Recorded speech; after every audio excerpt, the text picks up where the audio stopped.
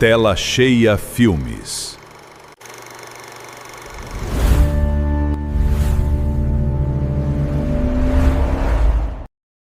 O silêncio não é apenas a ausência de som. Para aqueles que restaram, o silêncio é uma presença física, uma criatura pesada e invisível que se deita sobre os ombros dos sobreviventes, sufocando as memórias do que o mundo um dia foi. Houve um tempo em que a Terra era uma sinfonia caótica de vozes, motores, risos e o zumbido incessante de 8 bilhões de almas colidindo diariamente. Mas a grande praga não escolheu lados, não aceitou subornos e não demonstrou misericórdia. Em questão de meses, a engrenagem monumental da civilização parou. As cidades tornaram-se monumentos de concreto cinzento, lápides colossais erguidas para uma humanidade que se extinguiu quase por completo. O que restou foi o vazio. E é neste vazio absoluto, sob a sombra imponente das montanhas rochosas do Colorado, que nossa história começa. Aqui, onde o vento gelado desce dos picos nevados chicoteando a vegetação seca, ergue-se um antigo hangar de aviões. Suas chapas de metal retorcido e enferrujado rangem sob o açoite constante das rajadas invernais, produzindo um lamento metálico que parece a própria voz de um planeta agonizante. Este hangar, que outrora serviu como um modesto entreposto de manutenção para pilotos agrícolas e entusiastas da aviação, é agora o centro do universo de Arthur. Arthur não é um herói de ação, nem um guerreiro moldado pelo apocalipse. Ele é um homem comum, cujos olhos carregam o peso insuportável de ter visto tudo o que amava desmoronar. Seus cabelos estão precocemente grisalhos nas têmporas. A barba, por fazer, esconde as linhas profundas de uma expressão de perpétua melancolia e suas mãos, calejadas pelo trabalho mecânico e pelo frio implacável, contam a história de uma luta diária contra o esquecimento. Para Arthur, o hangar não é apenas um abrigo contra os elementos e contra os perigos que espreitam na escuridão do novo mundo. É um santuário. É o único lugar onde ele consegue manter acesa a frágil chama de sua própria sanidade. No centro desse vasto espaço sombrio repousa sua possessão mais valiosa, seu altar particular, um velho Cessna 172 Skyhawk. Pintado em tons desbotados de azul e branco, o avião é uma relíquia de uma era dourada. Para Arthur, aquela máquina não é apenas metal, cabos e combustível. É um portal para a liberdade. Quando está no chão, ele está preso à terra fúnebre, ao solo que engoliu a humanidade. Mas quando está lá em cima, cruzando as nuvens baixas do Colorado, ele pode, mesmo que por breves momentos, fingir que o mundo lá abaixo ainda respira. Ele limpa o painel de instrumentos com uma devoção quase religiosa, inspeciona cada rebite das asas e ouve o ronco do motor como se fosse o pulsar do próprio coração. Mas Arthur não está completamente sozinho nesta existência crepuscular. Ao seu lado, sempre vigilante, está Buster, um cão de raça indefinida, cujos pelos dourados e olhar inteligente oferecem o único calor genuíno naquele ambiente gélido. Buster é a âncora de Arthur. O cachorro não entende de vírus, de colapso social ou do fim dos tempos. Ele entende apenas de lealdade, de comida compartilhada e do carinho rústico que recebe de seu dono. Quando a noite cai e as temperaturas despencam abaixo de zero, é o corpo quente de Buster deitado aos pés de Arthur que impede que sua alma congele por completo. O animal possui uma sensibilidade aguçada para o perigo, um sexto sentido que já salvou a vida deles mais de uma vez. Cada rosnado baixo ou orelha erguida de Buster é tratado como uma lei absoluta dentro do hangar. É, então, a Silas. Se Arthur representa a esperança teimosa e a ligação com o passado, Silas é a personificação da brutal realidade do presente. Silas é um pistoleiro taciturno, um homem cuja idade é impossível de decifrar através das cicatrizes profundas que marcam seu rosto severo e dos olhos cinzentos que parecem ter visto o próprio inferno e decidido que lá era frio demais. Ele veste um sobretudo de couro gasto pelo tempo, endurecido pela sujeira e pelo sangue sangue de ameaças passadas. Preso ao seu quadril está um revólver de calibre pesado, uma extensão de seu próprio braço, que ele manuseia com uma precisão cirúrgica e letal. A aliança entre Arthur e Silas não nasceu de uma amizade calorosa, mas sim de uma necessidade mútua de sobrevivência. Silas precisava de um refúgio seguro e de alguém que pudesse consertar coisas. Arthur precisava de proteção, de alguém cuja presença impusesse respeito e temor a qualquer alma perdida e desesperada que ousasse se aproximar do hangar. Eles compartilham o silêncio. Dias inteiros passam sem que uma única palavra seja trocada entre os dois homens. Silas passa a maior parte do tempo sentado em um caixote de madeira perto da entrada do hangar, limpando obsessivamente suas armas com um pano embebido em óleo, seus olhos sempre fixos no horizonte, vigiando a estrada de terra que serpenteia até o vale. Ele é o cão de guarda humano.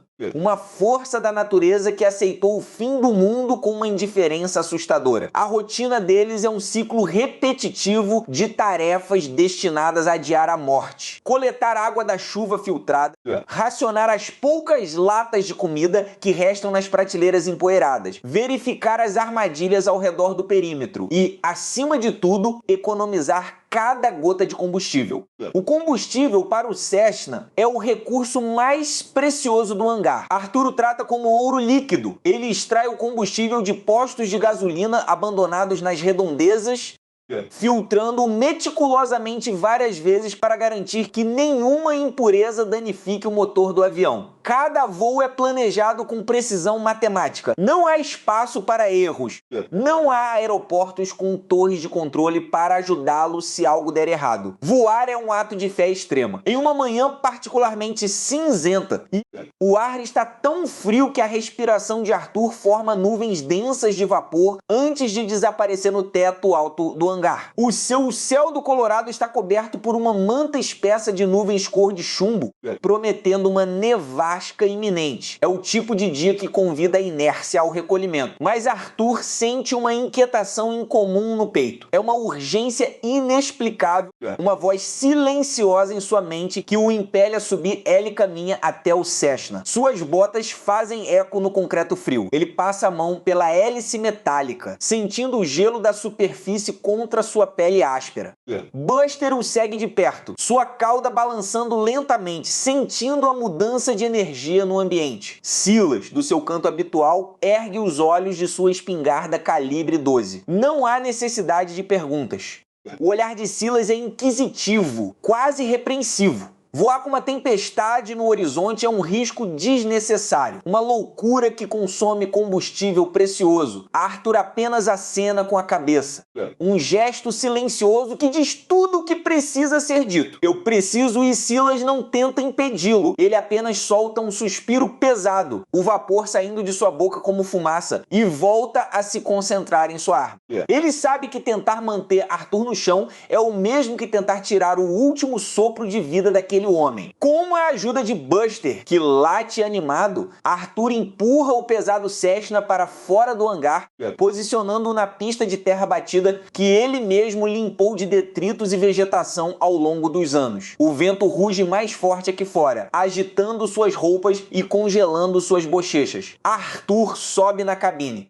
O cheiro de couro velho, óleo de motor e plástico ressecado envolve instantaneamente um perfume nostálgico que o transporta para uma época em que o mundo era seguro. Ele acomoda Buster no assento do copiloto. O cachorro se aita confortavelmente, como se estivesse acostumado com o ritual. Arthur inicia os procedimentos de pré-voo com uma precisão cirúrgica. Ele liga os interruptores principais, ajusta a mistura de combustível e gira a chave de ignição. O motor de partida gira, um som metálico e hesitante que quebra a solenidade do vale. Por um segundo terrível, o motor tosse e ameaça morrer. Arthur prende a respiração, suas mãos apertando o manche com força. Ele sussurra uma prece sem palavras, implorando a máquina que não o abandone. E então, com um rugido violento, o motor do Cessna desperta. A hélice se transforma em um borrão cinzento, empurrando o ar frio do Colorado com uma força renovada. A vibração do painel reverbera pelo corpo de Arthur, preenchendo-o com uma onda de adrenalina que ele não sentia há dias. Ellie solta os freios. O avião começa a taxiar pela pista irregular, chacoalhando e rangendo a cada buraco na terra. Arthur acelera totalmente. O motor ruge em sua potência máxima, uma declaração audaciosa de existência em um mundo de mortos. A velocidade aumenta, 40 nós, 50 nós, 60 nós. A terra abaixo deles começa a passar como um borrão desfocado de marrom e branco. Com um leve toque no manche, Arthur puxa o nariz do Cessna para cima. A gravidade perde sua força. O chão se afasta. Em um instante, a trepidação violenta da pista é substituída pela suavidade celestial do voo. Eles estão no ar. Lá de cima, a escala do desastre humano se revela em toda a sua terrível majestade. Arthur curva a asa esquerda, permitindo-se olhar para o vale abaixo. Ele vê os esqueletos de carros abandonados nas estradas, enfileirados como formigas de ferro que morreram no caminho para lugar nenhum. Ele vê pequenas cidades residenciais cujos telhados outrora coloridos agora estão desbotados e cobertos de fuligem e neve. Não há fumaça saindo das chaminés. Não há movimento nas ruas. É uma maquete gigante de uma civilização morta, preservada pelo frio do Colorado. Arthur sobe ainda mais, cruzando a primeira camada de nuvens. Acima delas, o mundo é diferente. O sol, que lá embaixo era apenas um disco cinzento e opaco, aqui brilha com uma intensidade quase dolorosa, refletindo-se no mar de nuvens brancas que se estende até o horizonte. É uma visão de uma beleza devastadora. Por alguns minutos, Arthur esquece a fome, esquece o medo, esquece a solidão. Ele é apenas um homem, um avião e o céu infinito. Mas o destino é um mestre cruel. E o silêncio do novo mundo está prestes a ser quebrado de uma forma que mudará tudo para sempre. Arthur ajusta o compensador do avião e nivela o voo. Ele estende a mão para ligar o rádio de alta frequência do painel. É uma ação puramente habitual.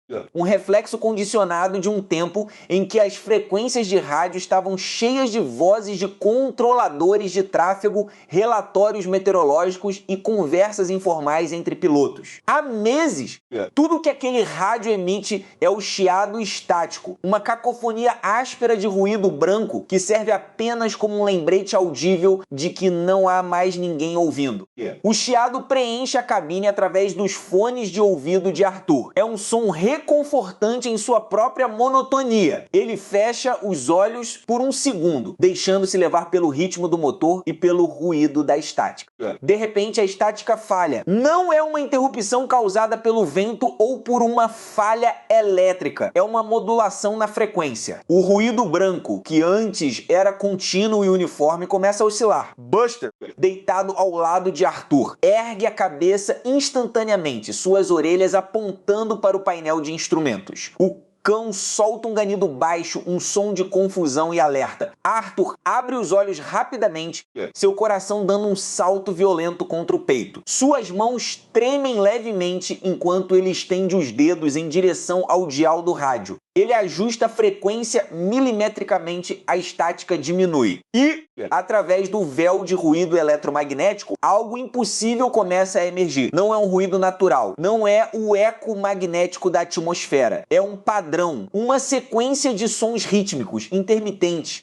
que cortam o ar como um farol na escuridão mais profunda. Arthur prende a respiração, a pulsação batendo forte em seus ouvidos, quase abafando o som do motor do Cessna. É uma transmissão de rádio. Alguém em algum lugar daquele planeta devastado está transmitindo. E a mensagem, vinda do vazio absoluto, está prestes a arrastar Arthur e Silas para além do ponto sem retorno. A frequência estala. É um ruído seco, áspero, que se projeta dos velhos alto-falantes de fósforo verde do Cessna, como o pigarro de um fantasma tentando recuperar a voz após séculos de absoluto silêncio. Arthur não ousa mover um único músculo. Seus dedos, endurecidos aquecidos pelo frio cortante que começa a invadir a cabine através das vedações gastas, permanecem estáticos sobre o dial de sintonia fina.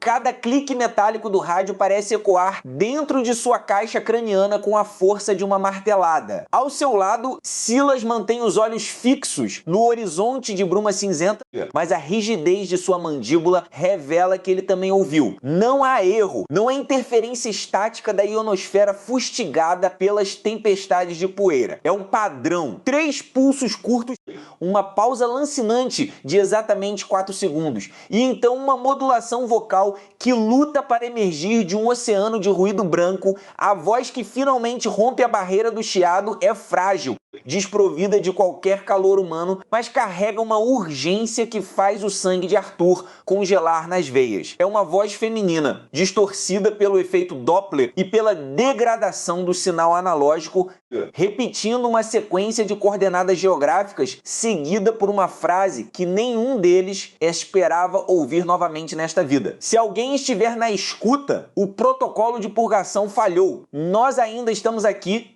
Sob a cinza, Silas se inclina para a frente, o cinto de segurança de 4 pontas rangendo contra seu peito largo. Seu rosto, marcado por cicatrizes de queimaduras químicas do antigo colapso, perde o pouco de cor que ainda lhe restava. Ele estende a mão enluvada para o painel, a intenção óbvia de desligar o receptor, de cortar aquele cordão umbilical com o passado que ele passou os últimos 10 anos tentando esquecer. Mas Arthur é mais rápido. Com um movimento brusco, ele segura o pulso de Silas. O aperto é firme, desesperado.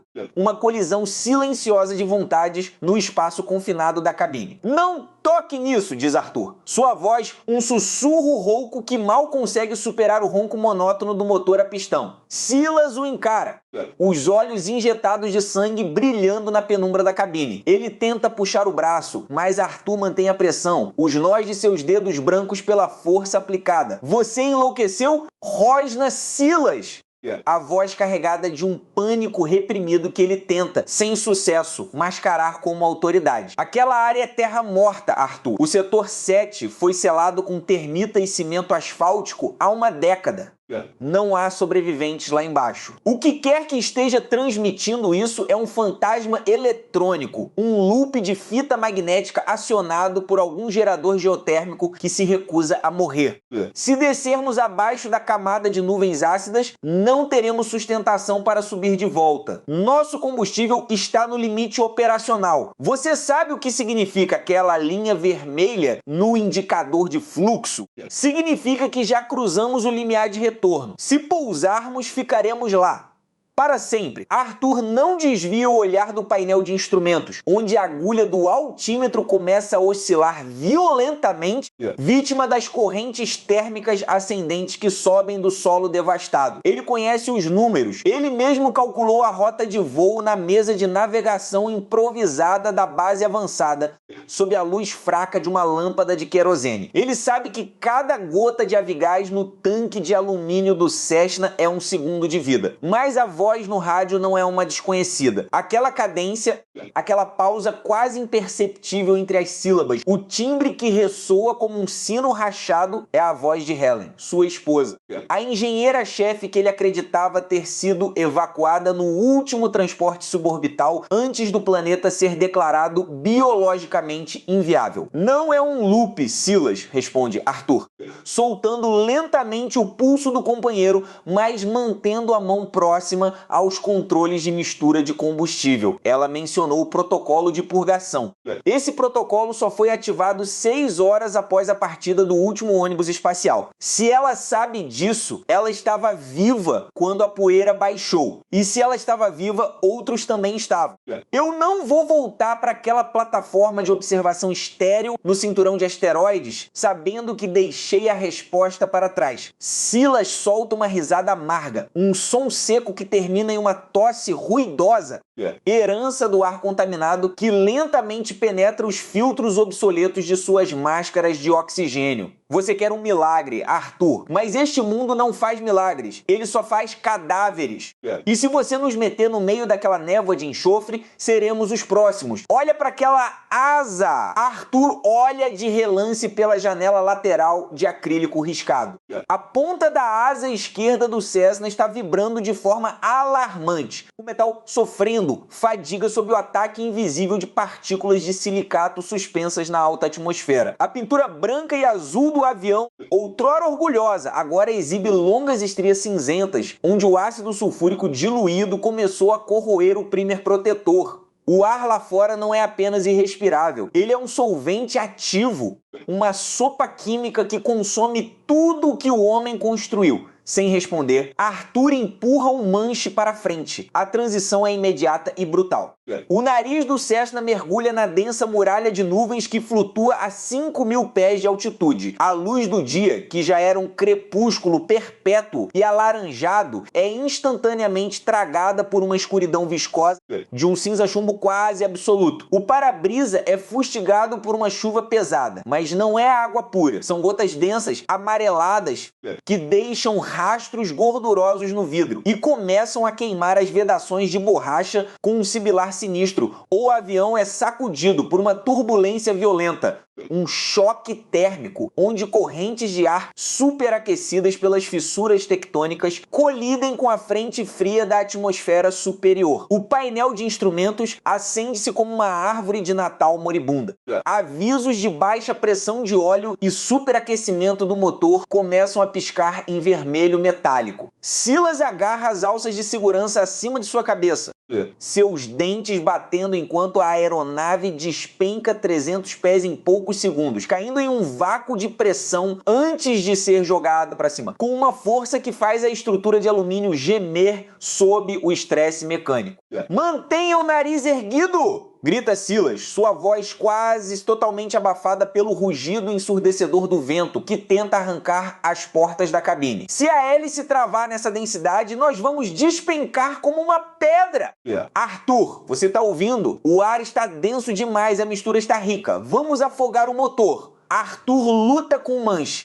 Seus braços tremem sob o esforço físico de manter o avião nivelado sem o auxílio do piloto automático, que queimou logo nos primeiros segundos da descida devido à atividade eletrostática da nuvem. Ele puxa a alavanca de mistura de combustível, empobrecendo o fluxo para compensar a falta de oxigênio na atmosfera saturada de dióxido de carbono e enxofre. O motor falha por um instante terrível, um silêncio que dura uma fração de segundo, mas que parece uma eternidade de queda livre, antes de retomar o funcionamento com um estalo metálico que faz todo o painel vibrar. Então, como se estivessem cruzando a fronteira de um submundo esquecido, o Cessna rompe a base das nuvens. A visão que se descortina diante deles é de uma beleza trágica e aterrorizante. O que outrora fora a maior megalópole do hemisfério norte, agora é um deserto de concreto calcificado e agulhas de aço retorcidas que se projetam da terra como ossos de titãs pré-históricos. Não há cores. Tudo foi reduzido a uma paleta de cinza, preto e o brilho fosco de poças de água ácida que refletem o céu cor de cobre. A poeira, fina como talco, cobre cada superfície, criando dunas macias que engoliram avenidas inteiras, carros abandonados e os esqueletos petrificados de árvores artificiais que decoravam as praças de consumo abaixo deles, a cerca de 2 quilômetros de distância, ergue-se o complexo do setor 7. Era uma estrutura monolítica, uma pirâmide invertida de concreto armado projetada para abrigar a elite científica e administrativa durante o período de transição climática. Agora, ela se assemelha a uma tumba monumental, com metade de sua estrutura colapsada sob o peso de um deslizamento de terra ácida. Mas na base da estrutura, semi-oculta por escombros, uma luz pisca. É um brilho azulado, rítmico, intermitente. O farol de emergência do bunker de comando. E o sinal de rádio fica mais forte. A voz de Helen volta a soar, agora sem a distorção da alta atmosfera, mas com uma clareza que torna suas palavras ainda mais devastadoras. Arthur se você veio, se você sobrou, não entre pelo portão principal. Silas sabe o porquê. Silas mentiu pra você. Arthur sente o tempo desacelerar. O som do motor do Cessna parece recuar para o fundo de sua mente, substituído pelo som de sua própria respiração ecoando dentro da cabine. Ele vira lentamente a cabeça para encarar o homem que esteve ao seu lado nos últimos 3 anos de exílio espacial.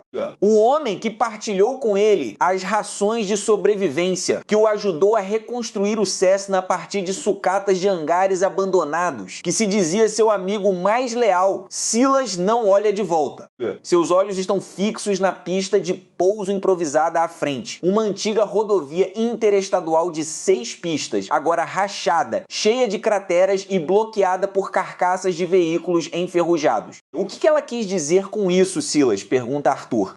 Sua voz é fria, desprovida de qualquer emoção, o tom de um homem que já aceitou que não tem nada a perder. Silas aperta os lábios, seus dedos engatando na borda do painel com tanta força que o plástico começa a estalar. Concentre-se no pouso, Arthur. Se não tocarmos o solo nos próximos 30 segundos, a asa esquerda vai se soltar.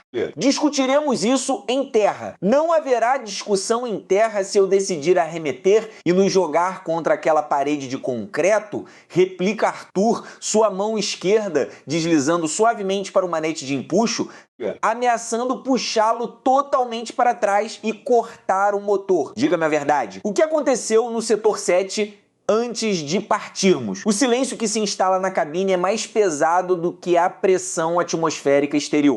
Silas fecha os olhos por um breve instante, um gesto de pura exaustão psicológica, antes de revelar o segredo que vinha consumindo sua sanidade como o próprio ácido lá fora. Não havia espaço para todos, Arthur. Começa Silas, a voz trêmula, destituída de sua habitual arrogância. Os relatórios que você viu sobre a capacidade dos ônibus de evacuação eram falsificados.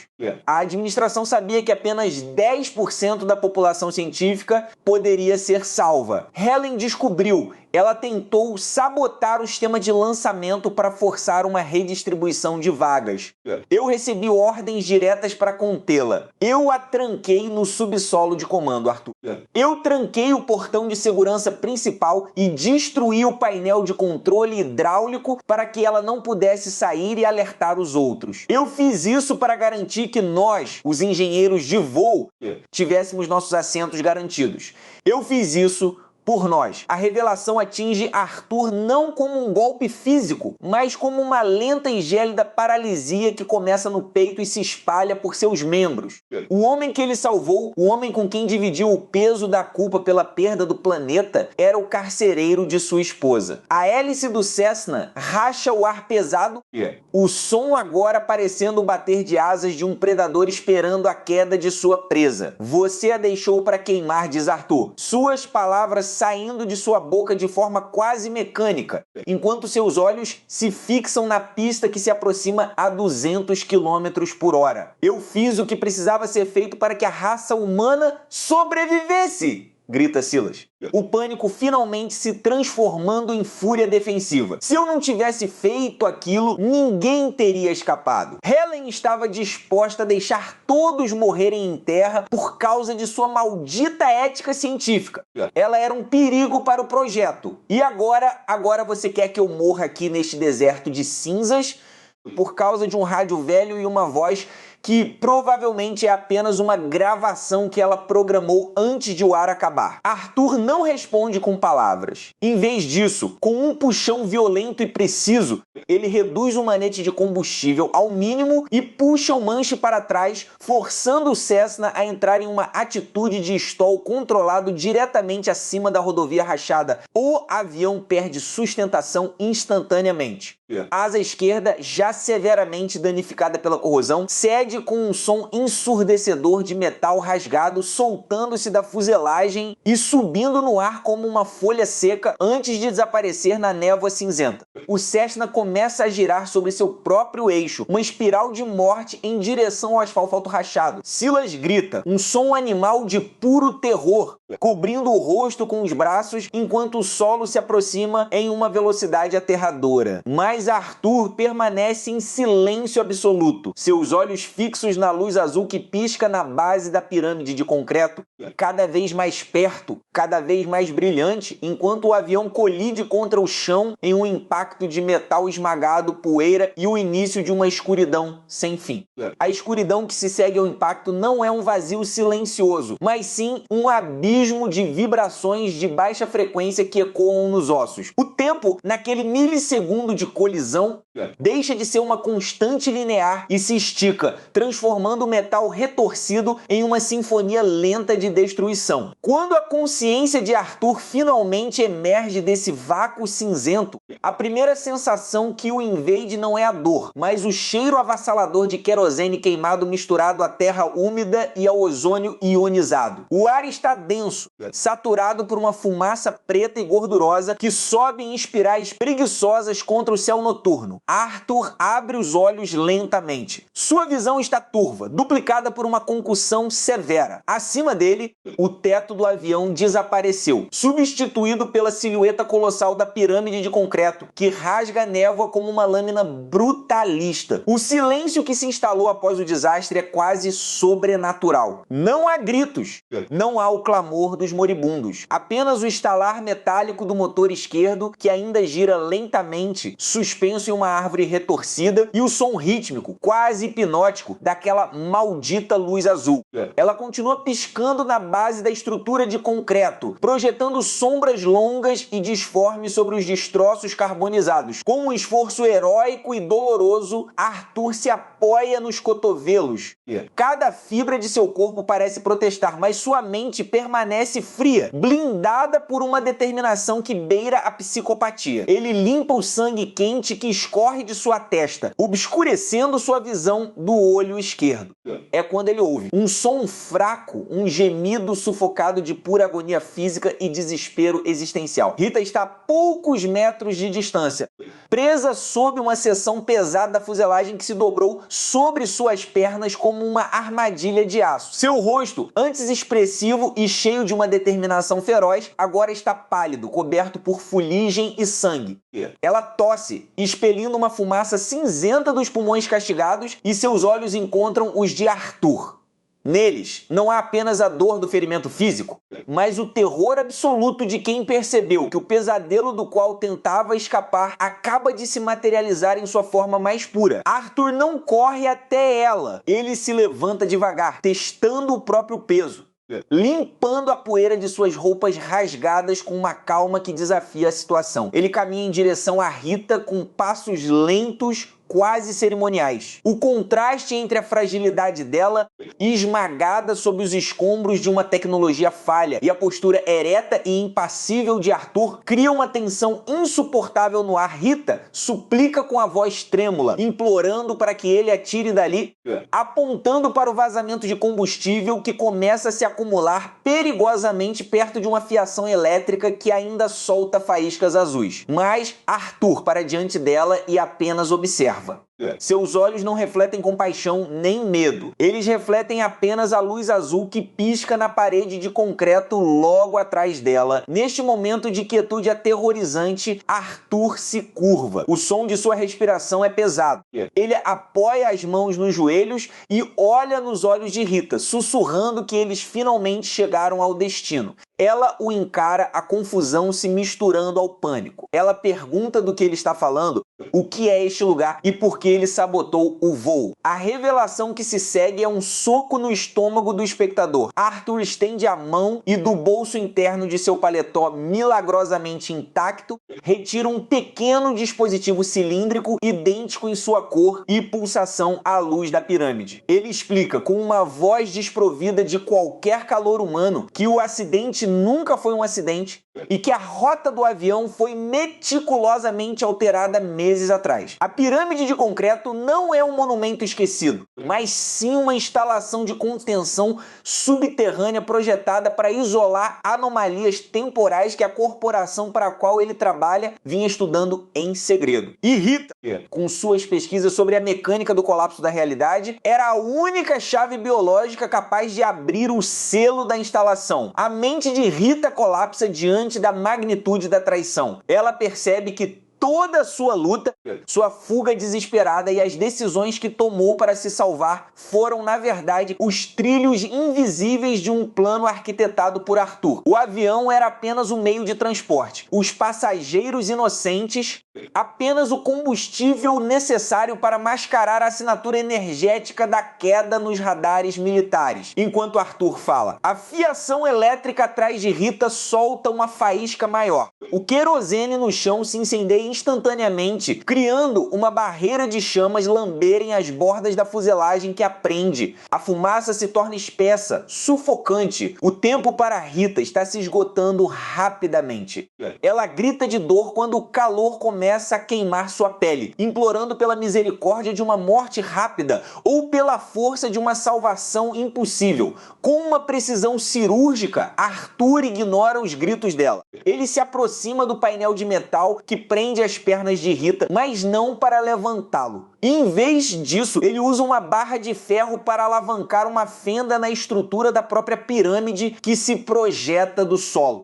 Um som hidráulico pesado ecoa pelo vale. A base de concreto começa a se mover, revelando uma abertura estreita, um corredor escuro que desce em direção ao coração da Terra, iluminado apenas pelo brilho azul agora constante. Rita observa, com os olhos arregalados de horror, enquanto Arthur se vira de costas para ela e caminha em direção à abertura. Ela grita seu nome, amaldiçoando sua existência, usando as últimas forças que lhe restam para tentar se libertar dos destroços que começam a ceder sob o calor intenso do incêndio. Em um surto de adrenalina pura, alimentada pelo instinto mais primitivo de sobrevivência, Rita puxa suas pernas com tanta violência que a carne se rasga contra o metal afiado.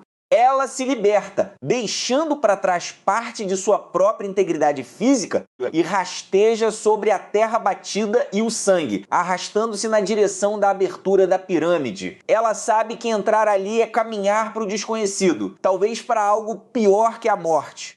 Mas ficar para trás significa ser consumida pelas chamas que agora devoram o que restou do avião Arthur para na entrada do corredor subterrâneo. Ele não olha para trás, mas ouve o som do arrastar desesperado de Rita. Um sorriso imperceptível e gélido cruza seus lábios. Ele sabe que a curiosidade científica e o medo da morte fariam exatamente o que ele planejou. Ela entraria por conta própria. À medida que Rita alcança a soleira de concreto, o calor do incêndio atrás dela é substituído por um frio glacial que emana das profundezas da estrutura. O cheiro de querosene dá lugar a um odor antigo de poeira acumulada por eras e de algo metálico, quase elétrico. A porta de concreto atrás deles começa a deslizar de volta para sua posição original, fechando-se com um estrondo monumental que faz o solo tremer.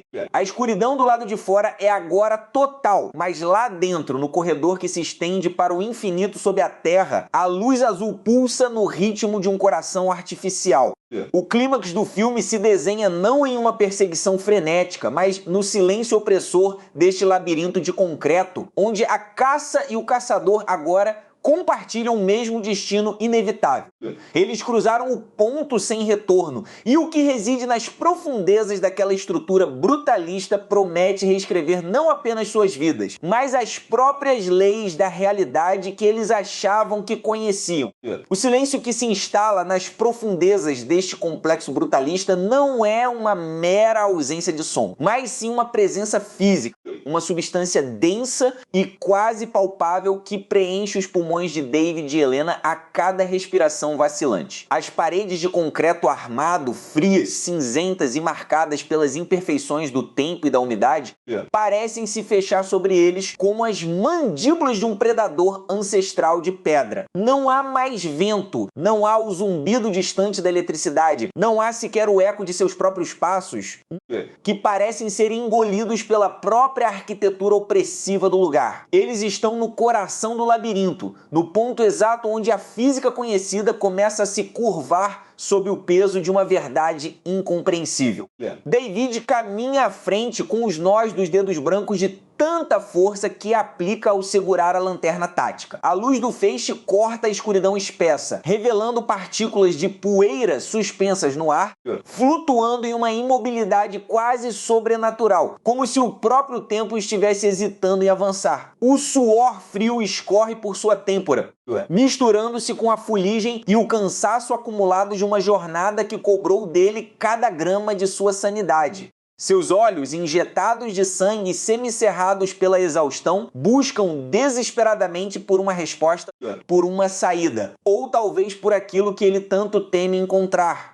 Cada batida de seu coração ecoa em seus ouvidos como um tambor de guerra, um lembrete constante de que o relógio biológico continua a correr, mesmo quando o mundo ao redor parece ter parado. Alguns passos atrás, Helena segue. Sua postura, antes firme e determinada, agora carrega o peso de uma resignação dolorosa. Ela observa as costas de David, percebendo a rigidez de seus ombros e a obsessão cega que o empurra para a frente. Helena sabe, no mais íntimo de seu ser, que o homem que ela amou e com quem compartilhou esta jornada já se perdeu em algum lugar do caminho. O que caminha diante dela é uma casca, um fantasma movido pela culpa e pela impossibilidade de aceitar o inevitável. Ela olha para as próprias mãos, que tremem levemente, não de frio, mas pela compreensão avassaladora de que eles ultrapassaram o limite do retorno seguro. O ar ali embaixo tem um gosto diferente, um sabor metálico e antigo, como se estivessem respirando o hálito de uma era que ainda não aconteceu. A câmera, em um plano detalhado e claustrofóbico, foca nos pés de David. A sola de suas botas esmaga pequenos fragmentos de concreto que se soltaram do teto. O som, embora abafado, reverbera pelas paredes curvas do corredor, criando uma ilusão acústica de que há passos seguindo-os logo atrás. David para abruptamente. Ele levanta a lanterna, iluminando o final do corredor. A luz revela uma imensa porta de aço circular, desprovida de maçanetas ou fechaduras convencionais. Sua superfície está coberta por uma pátina de ferrugem e por inscrições geométricas que parecem desafiar a lógica visual. Linhas que se cruzam de formas que ferem a retina se observadas por muito tempo. É o portal para a Câmara Central, o epicentro da anomalia que distorceu suas vidas. Helena se aproxima lentamente, parando ao lado de David. Ela olha para a porta e depois para o rosto dele, iluminado pela luz refletida do metal áspero. A tensão entre os dois é tão densa quanto o concreto que os cerca. Ela quebra o silêncio com uma voz que é pouco mais que um sussurro, mas que carrega uma gravidade devastadora. Ela diz a ele que aquilo precisa acabar ali. Ela implora para que ele olhe ao redor, para que veja o que aquela busca obstinada fez com eles. Eles perderam tudo. Perderam seus colegas, sua integridade e a própria conexão com a realidade que tentavam salvar. Ela pergunta a ele, com lágrimas que finalmente vencem a barreira de seus cílios, se vale a pena sacrificar a própria alma por uma resposta que talvez eles não consigam compreender. David não olha para ela de imediato. Seus olhos permanecem fixos nos padrões geométricos da porta de aço. Sua respiração é pesada, o peito subindo e descendo de forma irregular. Quando ele finalmente se vira para Helena, a expressão em seu rosto não é de raiva ou de loucura, mas de uma tristeza infinita, uma melancolia tão profunda que parece congelar o ambiente ao redor. Ele responde que nunca houve uma escolha. Desde o momento em que eles abriram a primeira caixa, Desde o momento em que viram o que estava oculto sob as fundações daquela estrutura, o destino deles foi selado. Ele diz que o ponto sem retorno não é um lugar físico que eles cruzaram hoje,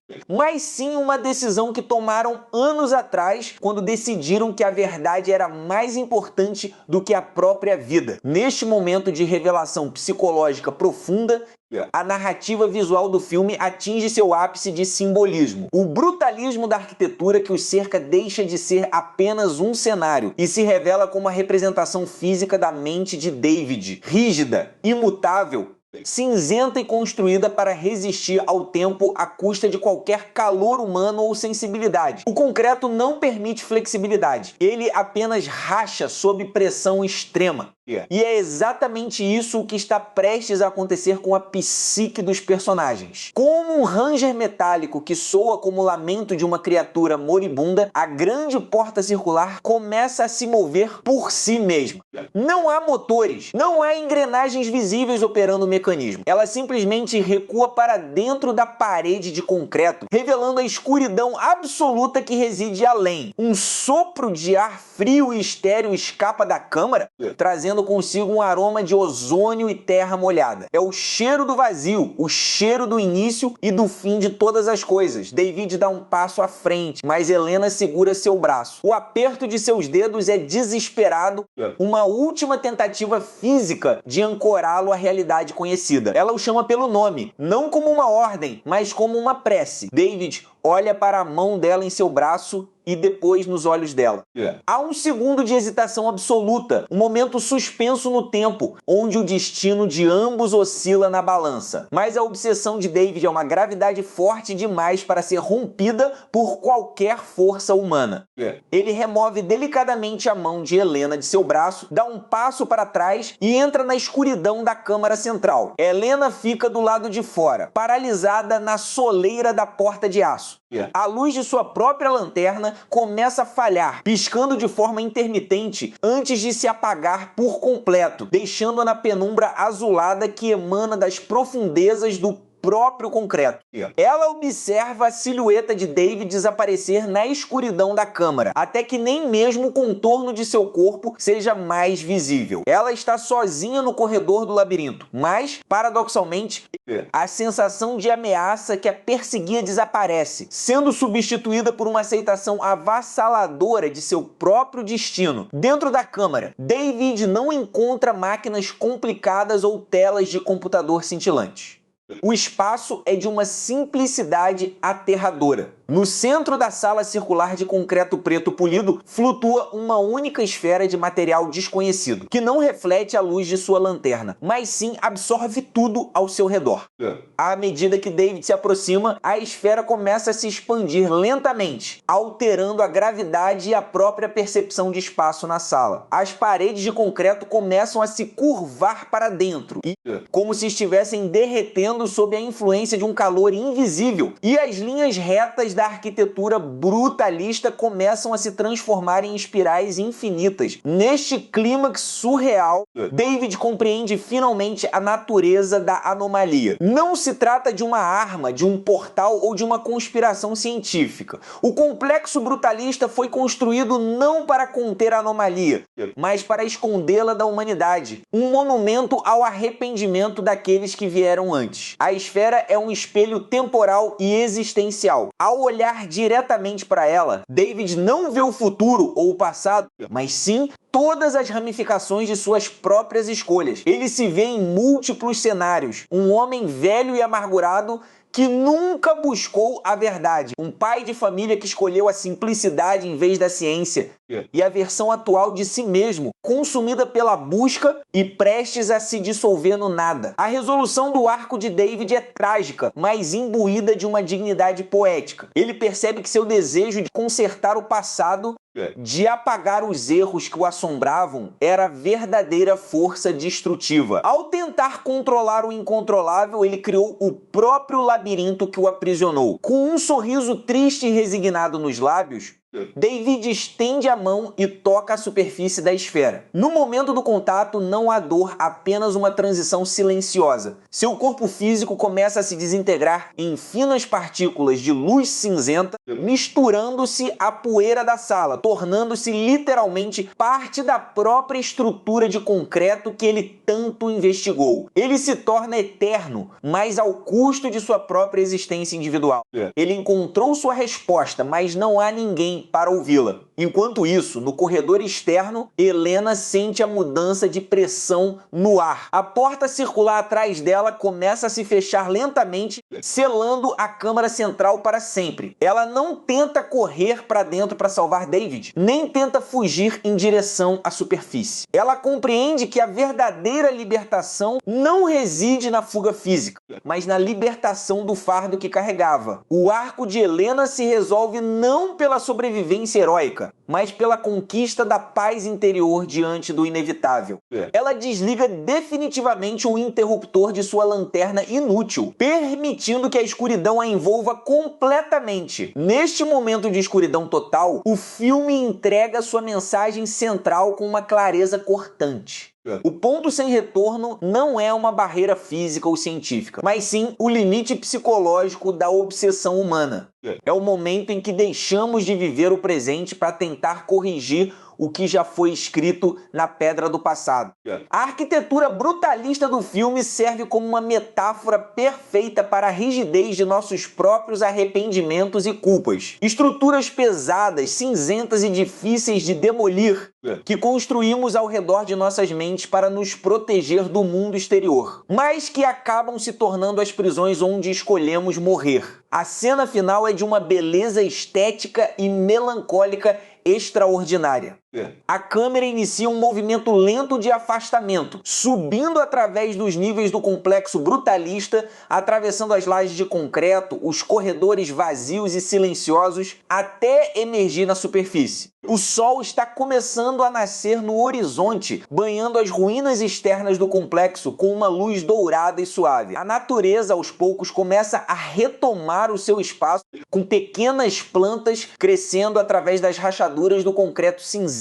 Helena emerge da entrada do bunker. Suas roupas estão desgastadas, seu rosto está marcado pela jornada, mas seus olhos expressam uma clareza que há muito tempo não se via. Ela caminha em direção à luz do amanhecer, deixando para trás a estrutura colossal que consumiu tantas vidas. Ela não olha para trás.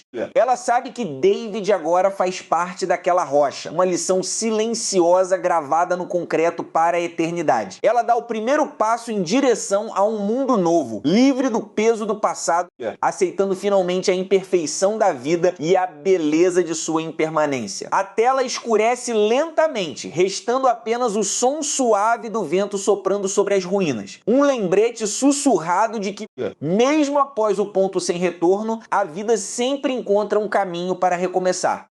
O silêncio não é apenas a ausência de som. Para aqueles que restaram, o silêncio é uma presença física, uma criatura pesada e invisível que se deita sobre os ombros dos sobreviventes, sufocando as memórias do que o mundo um dia foi. Houve um tempo em que a Terra era uma sinfonia caótica de vozes, motores, risos e o zumbido incessante de 8 bilhões de almas colidindo diariamente. Mas a grande praga não escolheu lados, não aceitou subornos e não demonstrou misericórdia. Em questão de meses, a engrenagem monumental da civilização parou. As cidades tornaram-se monumentos de concreto cinzento, lápides colossais erguidas para uma humanidade que se extinguiu quase por completo. O que restou foi o vazio. E é neste vazio absoluto, sob a sombra imponente das montanhas rochosas do Colorado, que nossa história começa. Aqui, onde o vento gelado desce dos picos nevados chicoteando a vegetação seca, ergue-se um antigo hangar de aviões. Suas chapas de metal retorcido e enferrujado gado rangem sob o açoite constante das rajadas invernais, produzindo um lamento metálico que parece a própria voz de um planeta agonizante. Este hangar, que outrora serviu como um modesto entreposto de manutenção para pilotos agrícolas e entusiastas da aviação, é agora o centro do universo de Arthur. Arthur não é um herói de ação, nem um guerreiro moldado pelo apocalipse. Ele é um homem comum, cujos olhos carregam o peso insuportável de ter visto tudo o que amava desmoronar. Seus cabelos estão precocemente grisalhos nas têmporas. A barba, por fazer, esconde as linhas profundas de uma expressão de perpétua melancolia e suas mãos, calejadas pelo trabalho mecânico e pelo frio implacável, contam a história de uma luta diária contra o esquecimento. Para Arthur, o hangar não é apenas um abrigo contra os elementos e contra os perigos que espreitam na escuridão do novo mundo. É um santuário. É o único lugar onde ele consegue manter acesa a frágil chama de sua própria sanidade. No centro desse vasto espaço sombrio repousa sua possessão mais valiosa, seu altar particular, um velho Cessna 172 Skyhawk. Pintado em tons desbotados de azul e branco, o avião é uma relíquia de uma era dourada. Para Arthur, aquela máquina não é apenas metal, cabos e combustível. É um portal para a liberdade. Quando está no chão, ele está preso à terra fúnebre, ao solo que engoliu a humanidade. Mas quando está lá em cima, cruzando as nuvens baixas do Colorado, ele pode, mesmo que por breves momentos, fingir que o mundo lá abaixo ainda respira. Ele limpa o painel de instrumentos com uma devoção quase religiosa, inspeciona cada rebite das asas e ouve o ronco do motor como se fosse o pulsar do próprio coração. Mas Arthur não está completamente sozinho nesta existência crepuscular. Ao seu lado, sempre vigilante, está Buster, um cão de raça indefinida, cujos pelos dourados e olhar inteligente oferecem o único calor genuíno naquele ambiente gélido. Buster é a âncora de Arthur. O cachorro não entende de vírus, de colapso social ou do fim dos tempos. Ele entende apenas de lealdade, de comida compartilhada e do carinho rústico que recebe de seu dono. Quando a noite cai e as temperaturas despencam abaixo de zero, é o corpo quente de Buster deitado aos pés de Arthur que impede que sua alma congele por completo. O animal possui uma sensibilidade aguçada para o perigo, um sexto sentido que já salvou a vida deles mais de uma vez. Cada rosnado baixo ou orelha erguida de Buster é tratado como uma lei absoluta dentro do hangar. É, então, a Silas. Se Arthur representa a esperança teimosa e a ligação com o passado, Silas é a personificação da brutal realidade do presente. Silas é um pistoleiro taciturno, um homem cuja idade é impossível de decifrar através das cicatrizes profundas que marcam seu rosto severo e dos olhos cinzentos que parecem ter visto o próprio inferno e decidido que lá era frio demais. Ele veste um sobretudo de couro gasto pelo tempo, endurecido pela sujeira e pelo sangue de ameaças passadas. Preso ao seu quadril está um revólver de calibre pesado, uma extensão de seu próprio braço, que ele manuseia com uma precisão cirúrgica e letal. A aliança entre Arthur e Silas não nasceu de uma amizade calorosa, mas sim de uma necessidade mútua de sobrevivência. Silas precisava de um refúgio seguro e de alguém que pudesse consertar coisas. Arthur precisava de proteção, de alguém cuja presença impusesse respeito e temor a qualquer alma perdida e desesperada que ousasse se aproximar do hangar. Eles compartilham o silêncio. Dias inteiros passam sem que uma única palavra seja trocada entre os dois homens. Silas passa a maior parte do tempo sentado em um caixote de madeira perto da entrada do hangar, limpando obsessivamente suas armas com um pano embebido em óleo, seus olhos sempre fixos no horizonte, vigiando a estrada de terra que serpenteia até o vale. Ele é o cão de guarda humano. Uma força da natureza que aceitou o fim do mundo com uma indiferença assustadora. A rotina deles é um ciclo repetitivo de tarefas destinadas a adiar a morte. Coletar água da chuva filtrada, racionar as poucas latas de comida que restam nas prateleiras empoeiradas, verificar as armadilhas ao redor do perímetro e, acima de tudo, economizar cada gota de combustível. O combustível para o Cessna é o recurso mais precioso do hangar. Arthur o trata como ouro líquido. Ele extrai o combustível de postos de gasolina abandonados nas redondezas, filtrando meticulosamente várias vezes para garantir que nenhuma impureza danifique o motor do avião. Cada voo é planejado com precisão matemática. Não há espaço para erros.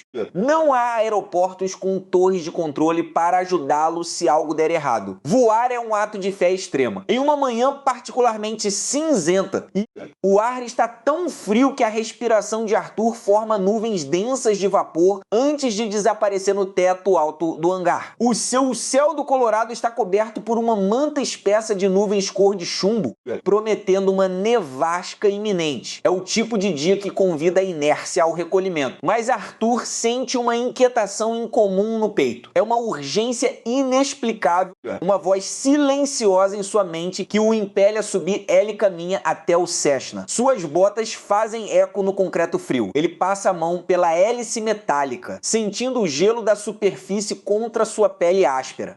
Buster o segue de perto, sua cauda balançando lentamente, sentindo a mudança de energia no ambiente. Silas, do seu canto habitual, ergue os olhos de sua espingarda calibre 12. Não há necessidade de perguntas. O olhar de Silas é inquisitivo, quase repreensivo. Voar com uma tempestade no horizonte é um risco desnecessário, uma loucura que consome combustível precioso. Arthur apenas acena com a cabeça. Um gesto silencioso que diz tudo o que precisa ser dito. Eu preciso e Silas não tenta impedi-lo. Ele apenas solta um suspiro pesado, o vapor saindo de sua boca como fumaça, e volta a se concentrar em sua arma. Ele sabe que tentar manter Arthur no chão é o mesmo que tentar tirar o último sopro de vida daquele homem. Com a ajuda de Buster, que late animado, Arthur empurra o pesado Cessna para fora do hangar, posicionando-o na pista de terra batida que ele mesmo limpou de detritos e vegetação ao longo dos anos. O vento ruge mais forte aqui fora, agitando suas roupas e congelando suas bochechas. Arthur sobe na cabine. O cheiro de couro velho, óleo de motor e plástico ressecado envolve instantaneamente. Um perfume nostálgico que o transporta para uma época em que o mundo era seguro. Ele acomoda Buster no assento do copiloto. O cachorro se aita confortavelmente, como se estivesse acostumado com o ritual. Arthur inicia os procedimentos de pré-voo com uma precisão cirúrgica. Ele liga os interruptores principais, ajusta a mistura de combustível e gira a chave de ignição. O motor de partida gira, um som metálico e hesitante que quebra a solenidade do vale. Por um segundo terrível, o motor tosse e ameaça morrer. Arthur prende a respiração, suas mãos apertando o manche com força. Ele sussurra uma prece sem palavras, implorando a máquina que não o abandone. E então, com um rugido violento, o motor do Cessna desperta.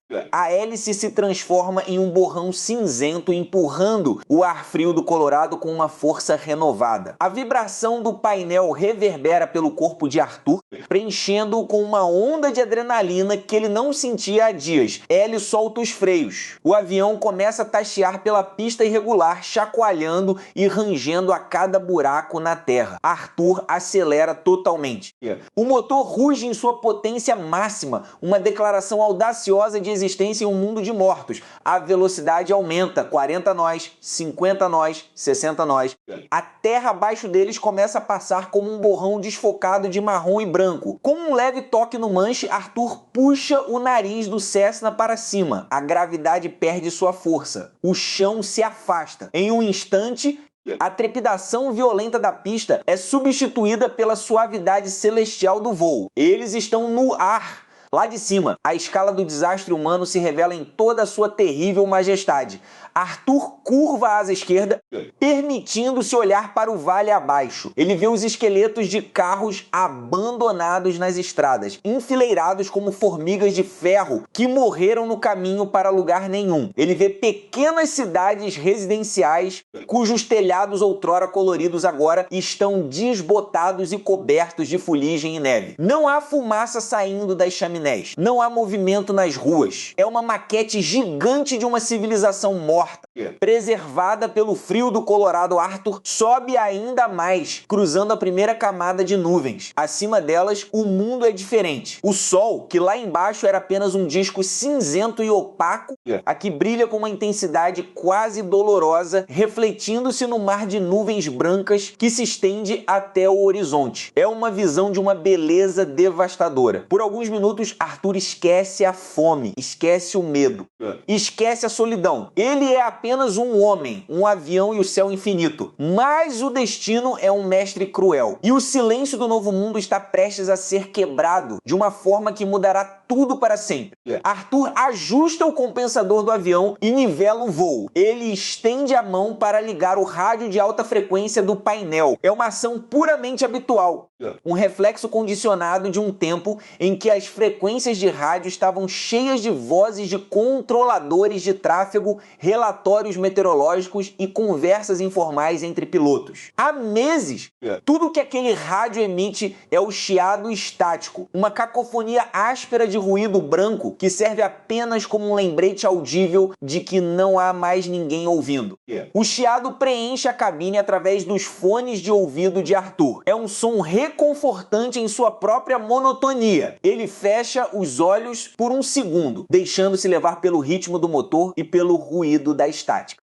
De repente, a estática falha. Não é uma interrupção causada pelo vento ou por uma falha elétrica. É uma modulação na frequência. O ruído branco, que antes era contínuo e uniforme, começa a oscilar. Buster, deitado ao lado de Arthur, ergue a cabeça instantaneamente, suas orelhas apontando para o painel de instrumentos. O cão solta um ganido baixo, um som de confusão e alerta. Arthur abre os olhos rapidamente, seu coração dando um salto violento contra o peito. Suas mãos tremem levemente enquanto ele estende os dedos em direção ao dial do rádio. Ele ajusta a frequência milimetricamente, a estática diminui. E, através do véu de ruído eletromagnético, algo impossível começa a emergir. Não é um ruído natural, não é o eco magnético da atmosfera. É um padrão, uma sequência de sons rítmicos, intermitentes, que cortam o ar como um farol na escuridão mais profunda. Arthur prende a respiração, a pulsação batendo forte em seus ouvidos, quase abafando o som do motor do Cessna. É uma transmissão de rádio. Alguém em algum lugar daquele planeta devastado está transmitindo. E a mensagem, vinda do vazio absoluto, está prestes a arrastar Arthur e Silas para além do ponto sem retorno. A frequência estala. É um ruído seco, áspero, que se projeta dos velhos alto-falantes de fósforo verde do Cessna, como o pigarro de um fantasma tentando recuperar a voz após séculos de absoluto silêncio. Arthur não ousa mover um único músculo. Seus dedos, endurecidos pelo frio cortante que começa a invadir a cabine através das vedações gastas, permanecem estáticos sobre o dial de sintonia fina.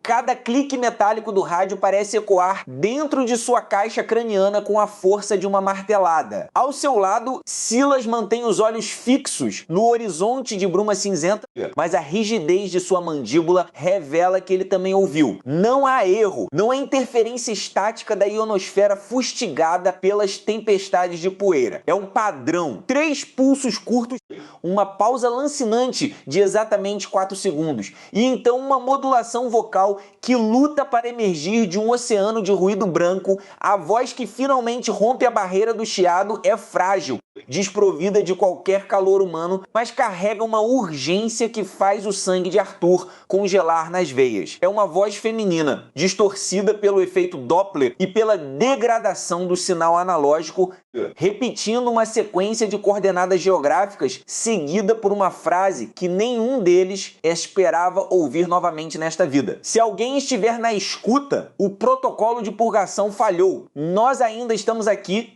sob a cinza. Silas se inclina para a frente, o cinto de segurança de 4 pontas rangendo contra seu peito largo. Seu rosto, marcado por cicatrizes de queimaduras químicas do antigo colapso, perde o pouco de cor que ainda lhe restava. Ele estende a mão enluvada para o painel. a intenção óbvia de desligar o receptor, de cortar aquele cordão umbilical com o passado que ele passou os últimos 10 anos tentando esquecer. Mas Arthur é mais rápido. Com um movimento brusco, ele segura o pulso de Silas. O aperto é firme, desesperado. Uma colisão silenciosa de vontades no espaço confinado da cabine. "Não toque nisso", diz Arthur. Sua voz, um sussurro rouco que mal consegue superar o ronco monótono do motor a pistão. Silas o encara, os olhos injetados de sangue brilhando na penumbra da cabine. Ele tenta puxar o braço, mas Arthur mantém a pressão, os nós de seus dedos brancos pela força aplicada. "Você enlouqueceu?" rosna Silas. A voz carregada de um pânico reprimido que ele tenta, sem sucesso, mascarar como autoridade. "Aquela área é terra morta, Arthur. O setor 7 foi selado com termita e cimento asfáltico há uma década. Não há sobreviventes lá embaixo. O que quer que esteja transmitindo isso é um fantasma eletrônico, um loop de fita magnética acionado por algum gerador geotérmico que se recusa a morrer. Se descermos abaixo da camada de nuvens ácidas, não teremos sustentação para subir de volta. Nosso combustível está no limite operacional. Você sabe o que significa aquela linha vermelha no indicador de fluxo? Significa que já cruzamos o limiar de retorno. Se pousarmos, ficaremos lá para sempre." Arthur não desvia o olhar do painel de instrumentos, onde a agulha do altímetro começa a oscilar violentamente, vítima das correntes térmicas ascendentes que sobem do solo devastado. Ele conhece os números. Ele mesmo calculou a rota de voo na mesa de navegação improvisada da base avançada, sob a luz fraca de uma lâmpada de querosene. Ele sabe que cada gota de avigás no tanque de alumínio do Cessna é um segundo de vida. Mas a voz no rádio não é uma desconhecida. Aquela cadência, aquela pausa quase imperceptível entre as sílabas, o timbre que ressoa como um sino rachado é a voz de Helen, sua esposa. A engenheira-chefe que ele acreditava ter sido evacuada no último transporte suborbital antes do planeta ser declarado biologicamente inviável. "Não é um loop, Silas", responde Arthur, soltando lentamente o pulso do companheiro, mas mantendo a mão próxima aos controles de mistura de combustível. Ela mencionou o protocolo de purgação. Esse protocolo só foi ativado 6 horas após a partida do último ônibus espacial. Se ela sabe disso, ela estava viva quando a poeira baixou. E se ela estava viva, outros também estavam. "Eu não vou voltar para aquela plataforma de observação estéril no cinturão de asteroides, sabendo que deixei a resposta para trás." Silas solta uma risada amarga, um som seco que termina em uma tosse ruidosa, herança do ar contaminado que lentamente penetra os filtros obsoletos de suas máscaras de oxigênio. "Você quer um milagre, Arthur, mas este mundo não faz milagres, ele só faz cadáveres.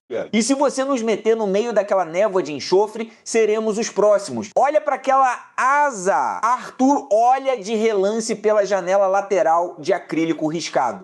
A ponta da asa esquerda do Cessna está vibrando de forma alarmante, o metal sofrendo fadiga sob o ataque invisível de partículas de silicato suspensas na alta atmosfera. A pintura branca e azul do avião, outrora orgulhosa, agora exibe longas estrias cinzentas, onde o ácido sulfúrico diluído começou a corroer o primer protetor. O ar lá fora não é apenas irrespirável, ele é um solvente ativo, uma sopa química que consome tudo o que o homem construiu. Sem responder, Arthur empurra um manche para frente. A transição é imediata e brutal.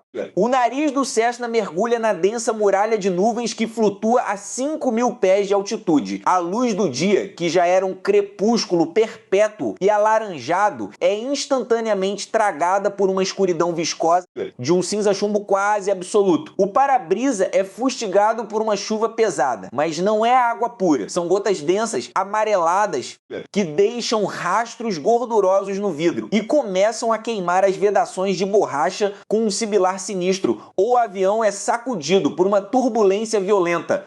um choque térmico, onde correntes de ar superaquecidas pelas fissuras tectônicas colidem com a frente fria da atmosfera superior. O painel de instrumentos acende-se como uma árvore de Natal moribunda. Avisos de baixa pressão de óleo e superaquecimento do motor começam a piscar em vermelho metálico. Silas agarra as alças de segurança acima de sua cabeça, seus dentes batendo enquanto a aeronave despenca 300 pés em poucos segundos, caindo em um vácuo de pressão antes de ser jogada para cima, com uma força que faz a estrutura de alumínio gemer sob o estresse mecânico. Mantenha o nariz erguido! Grita Silas, sua voz quase totalmente abafada pelo rugido ensurdecedor do vento que tenta arrancar as portas da cabine. Se a hélice travar nessa densidade, nós vamos despencar como uma pedra. Arthur, você tá ouvindo? O ar está denso demais, a mistura está rica. Vamos afogar o motor. Arthur luta com o manche.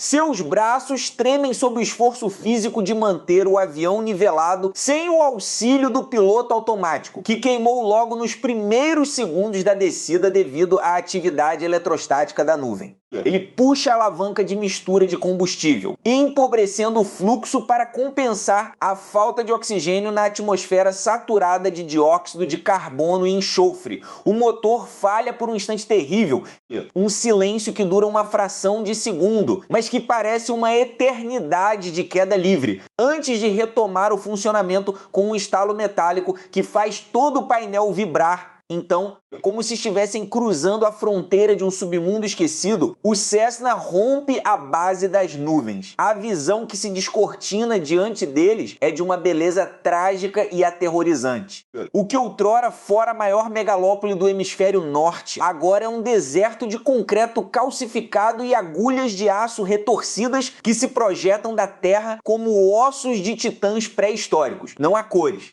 Tudo foi reduzido a uma paleta de cinza, preto e o brilho fosco de poças de água ácida que refletem o céu cor de cobre. A poeira, fina como talco, cobre cada superfície, criando dunas macias que engoliram avenidas inteiras, carros abandonados e os esqueletos petrificados de árvores artificiais que decoravam as praças de consumo abaixo deles, a cerca de 2 quilômetros de distância, ergue-se o complexo do setor 7. Era uma estrutura monolítica, uma pirâmide invertida de concreto armado projetada para abrigar a elite científica e administrativa durante o período de transição climática. Agora, ela se assemelha a uma tumba monumental, com metade de sua estrutura colapsada sob o peso de um deslizamento de terra ácida. Mas na base da estrutura, semi-oculta por escombros, uma luz pisca. É um brilho azulado, rítmico, intermitente. O farol de emergência do bunker de comando.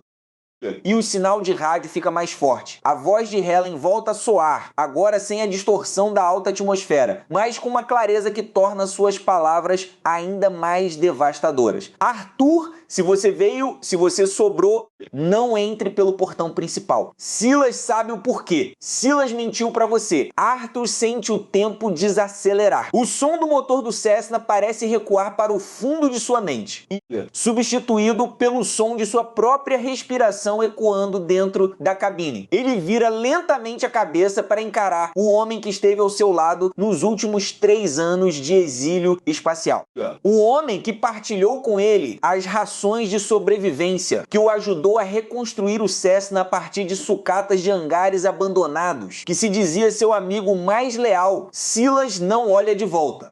Seus olhos estão fixos na pista de pouso improvisada à frente. Uma antiga rodovia interestadual de 6 pistas, agora rachada, cheia de crateras e bloqueada por carcaças de veículos enferrujados. O que ela quis dizer com isso, Silas? Pergunta Arthur.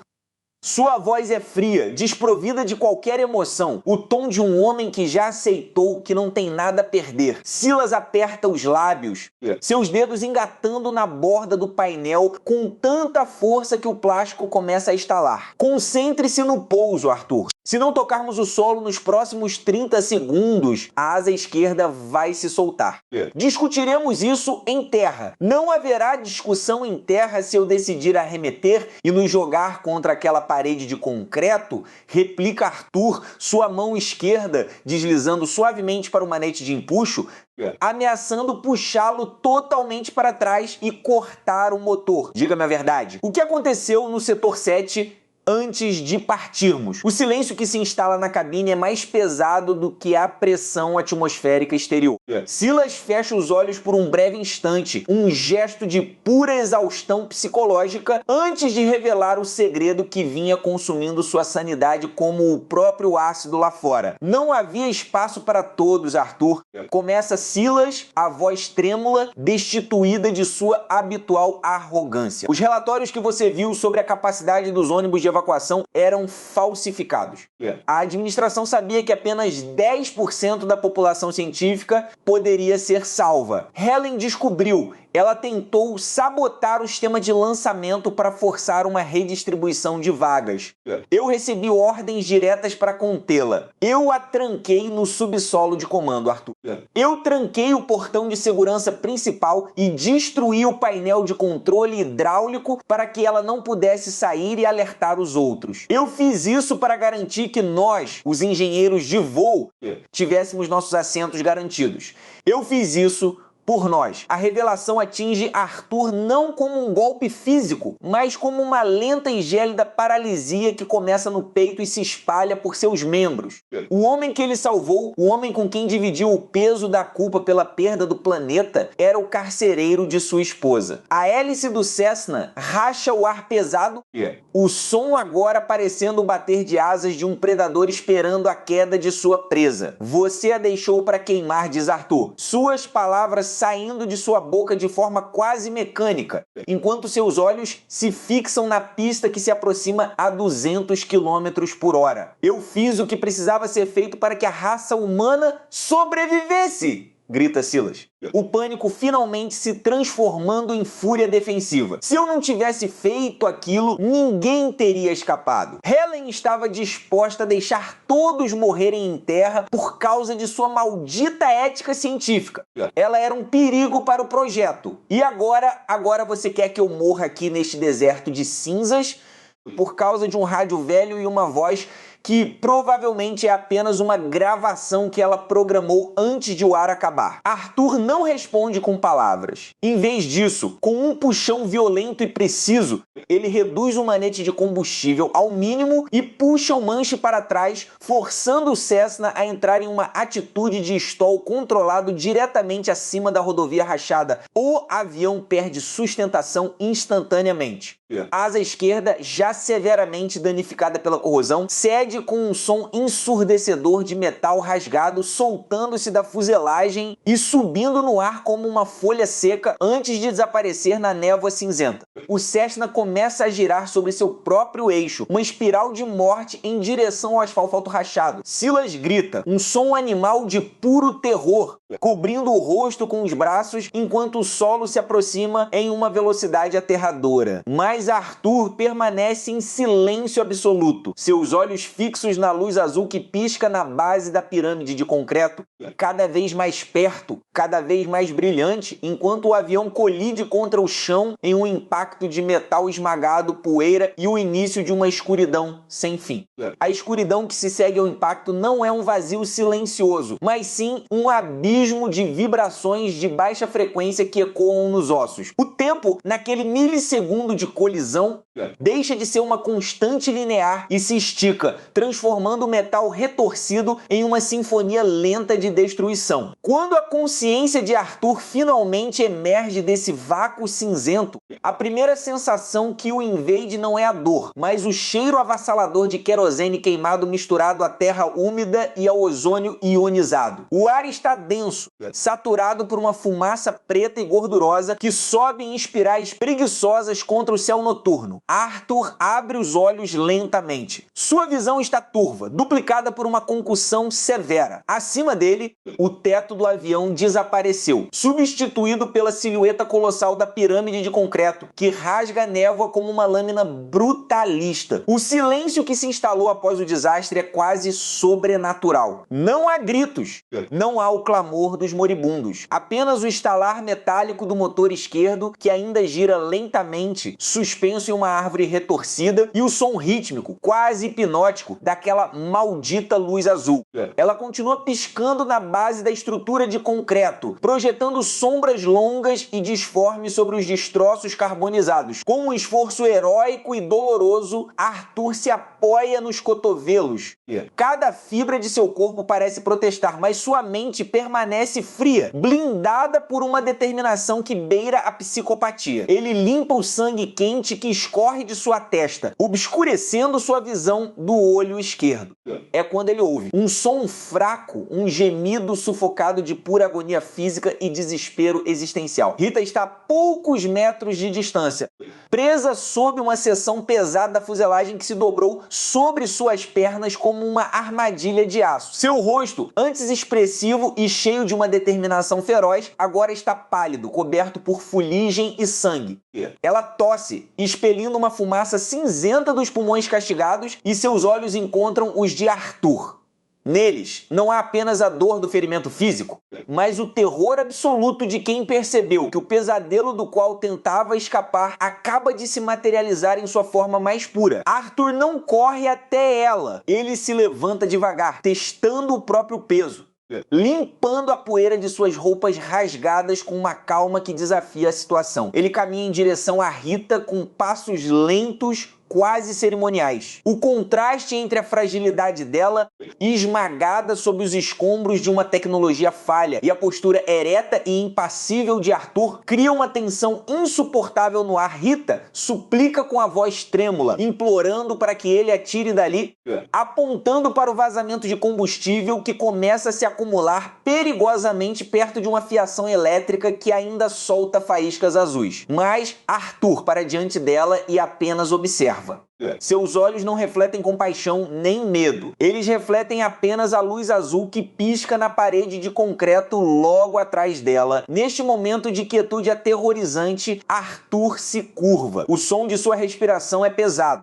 Ele apoia as mãos nos joelhos e olha nos olhos de Rita, sussurrando que eles finalmente chegaram ao destino. Ela o encara, a confusão se misturando ao pânico. Ela pergunta do que ele está falando, o que é este lugar e por que ele sabotou o voo. A revelação que se segue é um soco no estômago do espectador. Arthur estende a mão e do bolso interno de seu paletó milagrosamente intacto, retira um pequeno dispositivo cilíndrico idêntico em sua cor e pulsação à luz da pirâmide. Ele explica com uma voz desprovida de qualquer calor humano que o acidente nunca foi um acidente e que a rota do avião foi meticulosamente alterada meses atrás. A pirâmide de concreto não é um monumento esquecido, mas sim uma instalação de contenção subterrânea projetada para isolar anomalias temporais que a corporação para a qual ele trabalha vinha estudando em segredo. E Rita, com suas pesquisas sobre a mecânica do colapso da realidade, era a única chave biológica capaz de abrir o selo da instalação. A mente de Rita colapsa diante da magnitude da traição. Ela percebe que toda a sua luta, sua fuga desesperada e as decisões que tomou para se salvar foram, na verdade, os trilhos invisíveis de um plano arquitetado por Arthur. O avião era apenas um meio de transporte. Os passageiros inocentes, apenas o combustível necessário para mascarar a assinatura energética da queda nos radares militares. Enquanto Arthur fala, a fiação elétrica atrás de Rita solta uma faísca maior. O querosene no chão se incendeia instantaneamente, criando uma barreira de chamas lamberem as bordas da fuselagem que a prende. A fumaça se torna espessa, sufocante. O tempo para Rita está se esgotando rapidamente. Ela grita de dor quando o calor começa começa a queimar sua pele, implorando pela misericórdia de uma morte rápida ou pela força de uma salvação impossível. Com uma precisão cirúrgica, Arthur ignora os gritos dela. Ele se aproxima do painel de metal que prende as pernas de Rita, mas não para levantá-lo. Em vez disso, ele usa uma barra de ferro para alavancar uma fenda na estrutura da própria pirâmide que se projeta do solo. Um som hidráulico pesado ecoa pelo vale. A base de concreto começa a se mover, revelando uma abertura estreita, um corredor escuro que desce em direção ao coração da Terra, iluminado apenas pelo brilho azul agora constante. Rita observa, com os olhos arregalados de horror, enquanto Arthur se vira de costas para ela e caminha em direção à abertura. Ela grita seu nome, amaldiçoando sua existência, usando as últimas forças que lhe restam para tentar se libertar dos destroços que começam a ceder sob o calor intenso do incêndio. Em um surto de adrenalina pura, alimentada pelo instinto mais primitivo de sobrevivência, Rita puxa suas pernas com tanta violência que a carne se rasga contra o metal afiado. Ela se liberta, deixando para trás parte de sua própria integridade física e rasteja sobre a terra batida e o sangue, arrastando-se na direção da abertura da pirâmide. Ela sabe que entrar ali é caminhar para o desconhecido, talvez para algo pior que a morte.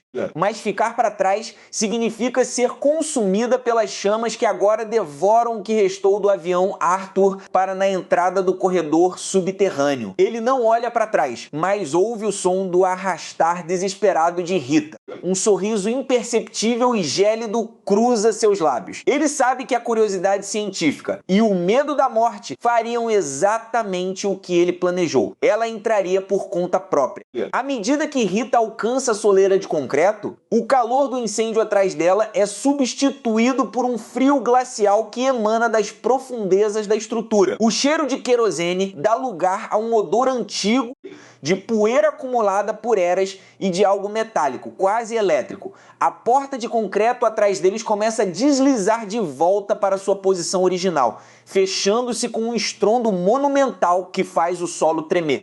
A escuridão do lado de fora é agora total, mas lá dentro, no corredor que se estende para o infinito sob a terra, a luz azul pulsa no ritmo de um coração artificial. O clímax do filme se desenha não em uma perseguição frenética, mas no silêncio opressor deste labirinto de concreto, onde a caça e o caçador agora compartilham o mesmo destino inevitável.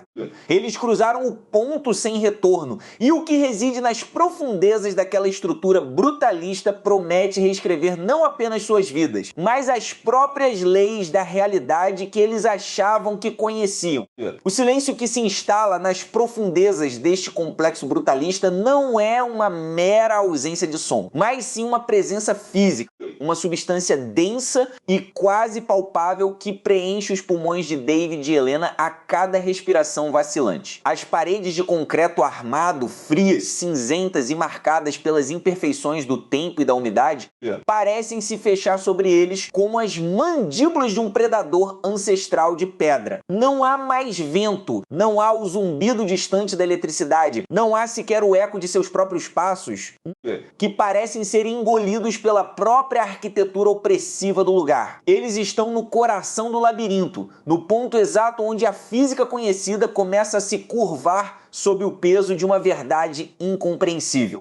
David caminha à frente com os nós dos dedos brancos de tanta força que aplica ao segurar a lanterna tática. A luz do feixe corta a escuridão espessa, revelando partículas de poeira suspensas no ar, flutuando em uma imobilidade quase sobrenatural, como se o próprio tempo estivesse hesitando em avançar. O suor frio escorre por sua têmpora, misturando-se com a fuligem e o cansaço acumulado de uma jornada que cobrou dele cada grama de sua sanidade.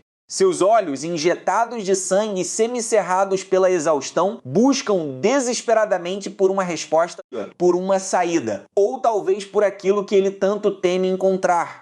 Cada batida de seu coração ecoa em seus ouvidos como um tambor de guerra, um lembrete constante de que o relógio biológico continua a correr, mesmo quando o mundo ao redor parece ter parado. Alguns passos atrás, Helena segue. Sua postura, antes firme e determinada, agora carrega o peso de uma resignação dolorosa. Ela observa as costas de David, percebendo a rigidez de seus ombros e a obsessão cega que o empurra para a frente. Helena sabe, no mais íntimo de seu ser, que o homem que ela amou e com quem compartilhou esta jornada já se perdeu em algum lugar do caminho. O que caminha diante dela é uma casca, um fantasma movido pela culpa e pela impossibilidade de aceitar o inevitável.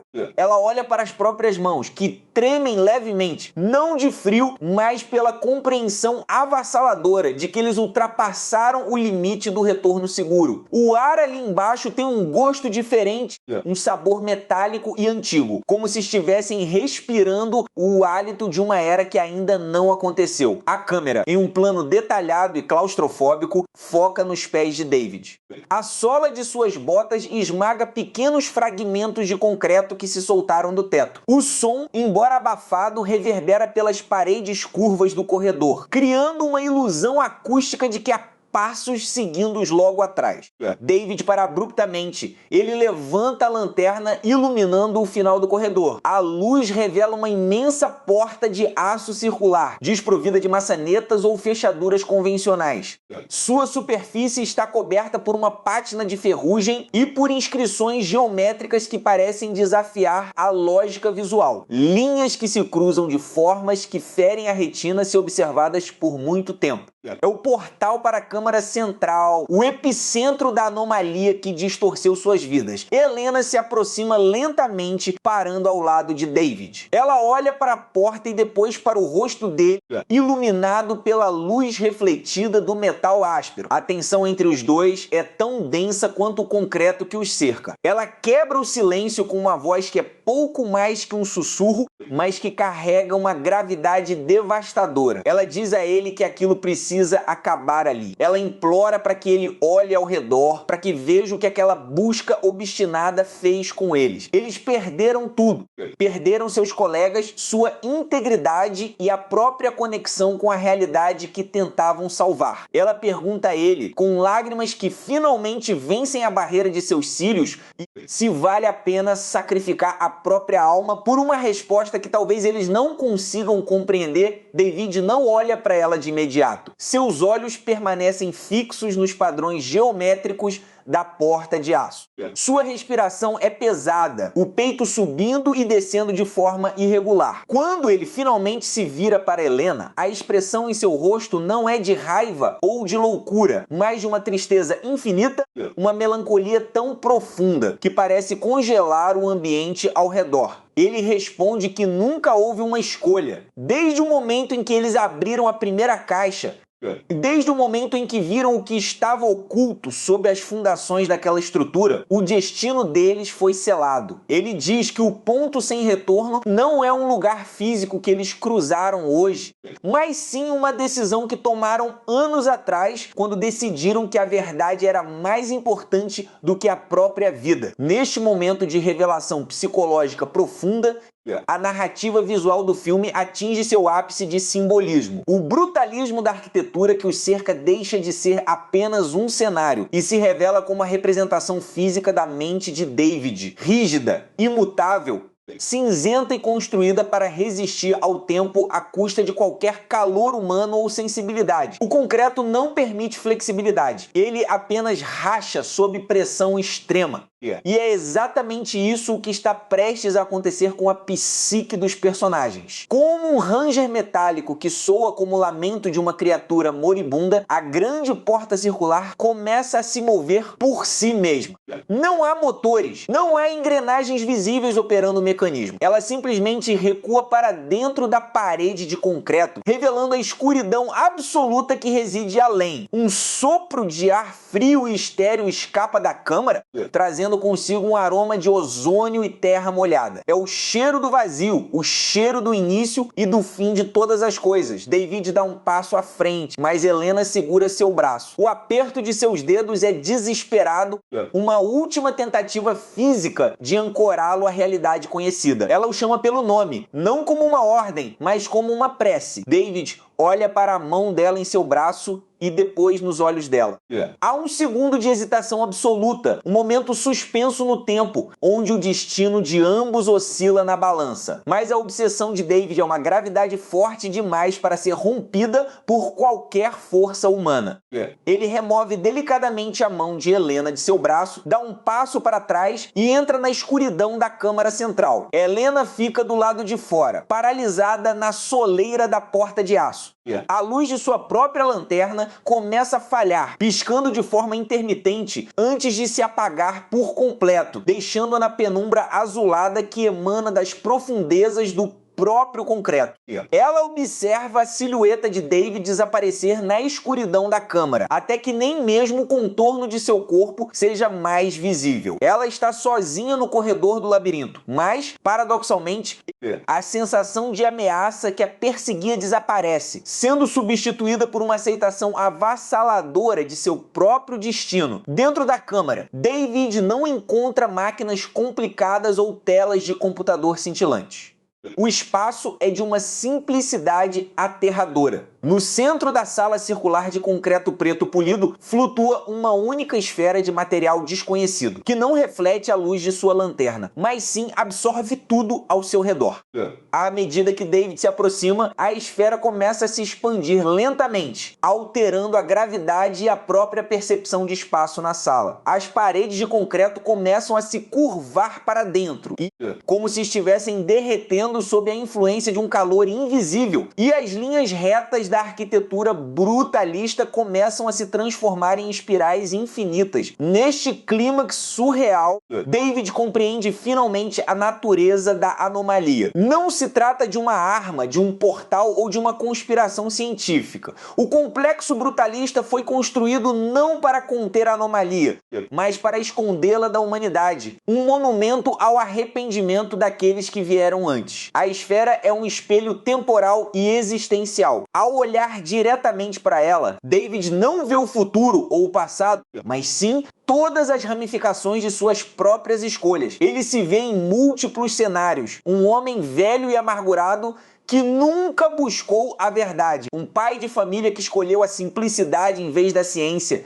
E a versão atual de si mesmo, consumida pela busca e prestes a se dissolver no nada. A resolução do arco de David é trágica, mas imbuída de uma dignidade poética. Ele percebe que seu desejo de consertar o passado, de apagar os erros que o assombravam, era a verdadeira força destrutiva. Ao tentar controlar o incontrolável, ele criou o próprio labirinto que o aprisionou. Com um sorriso triste e resignado nos lábios, David estende a mão e toca a superfície da esfera. No momento do contato, não há dor, apenas uma transição silenciosa. Seu corpo físico começa a se desintegrar em finas partículas de luz cinzenta, misturando-se à poeira da sala, tornando-se literalmente parte da própria estrutura de concreto que ele tanto investigou. Ele se torna eterno, mas ao custo de sua própria existência individual. Ele encontrou sua resposta, mas não há ninguém para ouvi-la. Enquanto isso, no corredor externo, Helena sente a mudança de pressão no ar. A porta circular atrás dela começa a se fechar lentamente, selando a câmara central para sempre. Ela não tenta correr para dentro para salvar David, nem tenta fugir em direção à superfície. Ela compreende que a verdadeira libertação não reside na fuga física, mas na libertação do fardo que carregava. O arco de Helena se resolve não pela sobrevivência heróica, mas pela conquista da paz interior diante do inevitável. Ela desliga definitivamente o interruptor de sua lanterna inútil, permitindo que a escuridão a envolva completamente. Neste momento de escuridão total, o filme entrega sua mensagem central com uma clareza cortante. O ponto sem retorno não é uma barreira física ou científica, mas sim o limite psicológico da obsessão humana. É o momento em que deixamos de viver o presente para tentar corrigir o que já foi escrito na pedra do passado. A arquitetura brutalista do filme serve como uma metáfora perfeita para a rigidez de nossos próprios arrependimentos e culpas. Estruturas pesadas, cinzentas e difíceis de demolir, que construímos ao redor de nossas mentes para nos proteger do mundo exterior, mas que acabam se tornando as prisões onde escolhemos morrer. A cena final é de uma beleza estética e melancólica extraordinária. A câmera inicia um movimento lento de afastamento, subindo através dos níveis do complexo brutalista, atravessando as lajes de concreto, os corredores vazios e silenciosos, até emergir na superfície. O sol está começando a nascer no horizonte, banhando as ruínas externas do complexo com uma luz dourada e suave. A natureza, aos poucos, começa a retomar o seu espaço, com pequenas plantas crescendo através das rachaduras do concreto cinzento. Helena emerge da entrada do bunker. Suas roupas estão desgastadas, seu rosto está marcado pela jornada, mas seus olhos expressam uma clareza que há muito tempo não se via. Ela caminha em direção à luz do amanhecer, deixando para trás a estrutura colossal que consumiu tantas vidas. Ela não olha para trás. Ela sabe que David agora faz parte daquela rocha, uma lição silenciosa gravada no concreto para a eternidade. Ela dá o primeiro passo em direção a um mundo novo, livre do peso do passado, aceitando finalmente a imperfeição da vida e a beleza de sua impermanência. A tela escurece lentamente, restando apenas o som suave do vento soprando sobre as ruínas. Um lembrete sussurrado de que, mesmo após o ponto sem retorno, a vida sempre encontra um caminho para recomeçar. O silêncio não é apenas a ausência de som. Para aqueles que restaram, o silêncio é uma presença física, uma criatura pesada e invisível que se deita sobre os ombros dos sobreviventes, sufocando as memórias do que o mundo um dia foi. Houve um tempo em que a Terra era uma sinfonia caótica de vozes, motores, risos e o zumbido incessante de 8 bilhões de almas colidindo diariamente. Mas a grande praga não escolheu lados, não aceitou subornos e não demonstrou misericórdia. Em questão de meses, a engrenagem monumental da civilização parou. As cidades tornaram-se monumentos de concreto cinzento, lápides colossais erguidas para uma humanidade que se extinguiu quase por completo. O que restou foi o vazio. E é neste vazio absoluto, sob a sombra imponente das montanhas rochosas do Colorado, que nossa história começa. Aqui, onde um vento gelado desce dos picos nevados chicoteando a vegetação seca, ergue-se um antigo hangar de aviões. Suas chapas de metal retorcido e enferrujado rangem sob o açoite constante das rajadas invernais, produzindo um lamento metálico que parece a própria voz de um planeta agonizante. Este hangar, que outrora serviu como um modesto entreposto de manutenção para pilotos agrícolas e entusiastas da aviação, é agora o centro do universo de Arthur. Arthur não é um herói de ação, nem um guerreiro moldado pelo apocalipse. Ele é um homem comum, cujos olhos carregam o peso insuportável de ter visto tudo o que amava desmoronar. Seus cabelos estão precocemente grisalhos nas têmporas. A barba, por fazer, esconde as linhas profundas de uma expressão de perpétua melancolia e suas mãos, calejadas pelo trabalho mecânico e pelo frio implacável, contam a história de uma luta diária contra o esquecimento. Para Arthur, o hangar não é apenas um abrigo contra os elementos e contra os perigos que espreitam na escuridão do novo mundo. É um santuário. É o único lugar onde ele consegue manter acesa a frágil chama de sua própria sanidade. No centro desse vasto espaço sombrio repousa sua possessão mais valiosa, seu altar particular, um velho Cessna 172 Skyhawk. Pintado em tons desbotados de azul e branco, o avião é uma relíquia de uma era dourada. Para Arthur, aquela máquina não é apenas metálica metal, cabos e combustível. É um portal para a liberdade. Quando está no chão, ele está preso à terra fúnebre, ao solo que engoliu a humanidade. Mas quando está lá em cima, cruzando as nuvens baixas do Colorado, ele pode, mesmo que por breves momentos, fingir que o mundo lá abaixo ainda respira. Ele limpa o painel de instrumentos com uma devoção quase religiosa, inspeciona cada rebite das asas e ouve o ronco do motor como se fosse o pulsar do próprio coração. Mas Arthur não está completamente sozinho nesta existência crepuscular. Ao seu lado, sempre vigilante, está Buster, um cão de raça indefinida, cujos pelos dourados e olhar inteligente oferecem o único calor genuíno naquele ambiente gélido. Buster é a âncora de Arthur. O cachorro não entende de vírus, de colapso social ou do fim dos tempos. Ele entende apenas de lealdade, de comida compartilhada e do carinho rústico que recebe de seu dono. Quando a noite cai e as temperaturas despencam abaixo de zero, é o corpo quente de Buster deitado aos pés de Arthur que impede que sua alma congele por completo. O animal possui uma sensibilidade aguçada para o perigo, um sexto sentido que já salvou a vida deles mais de uma vez. Cada rosnado baixo ou orelha erguida de Buster é tratado como uma lei absoluta dentro do hangar. É, então, a Silas. Se Arthur representa a esperança teimosa e a ligação com o passado, Silas é a personificação da brutal realidade do presente. Silas é um pistoleiro taciturno, um homem cuja idade é impossível de decifrar através das cicatrizes profundas que marcam seu rosto severo e dos olhos cinzentos que parecem ter visto o próprio inferno e decidido que lá era frio demais.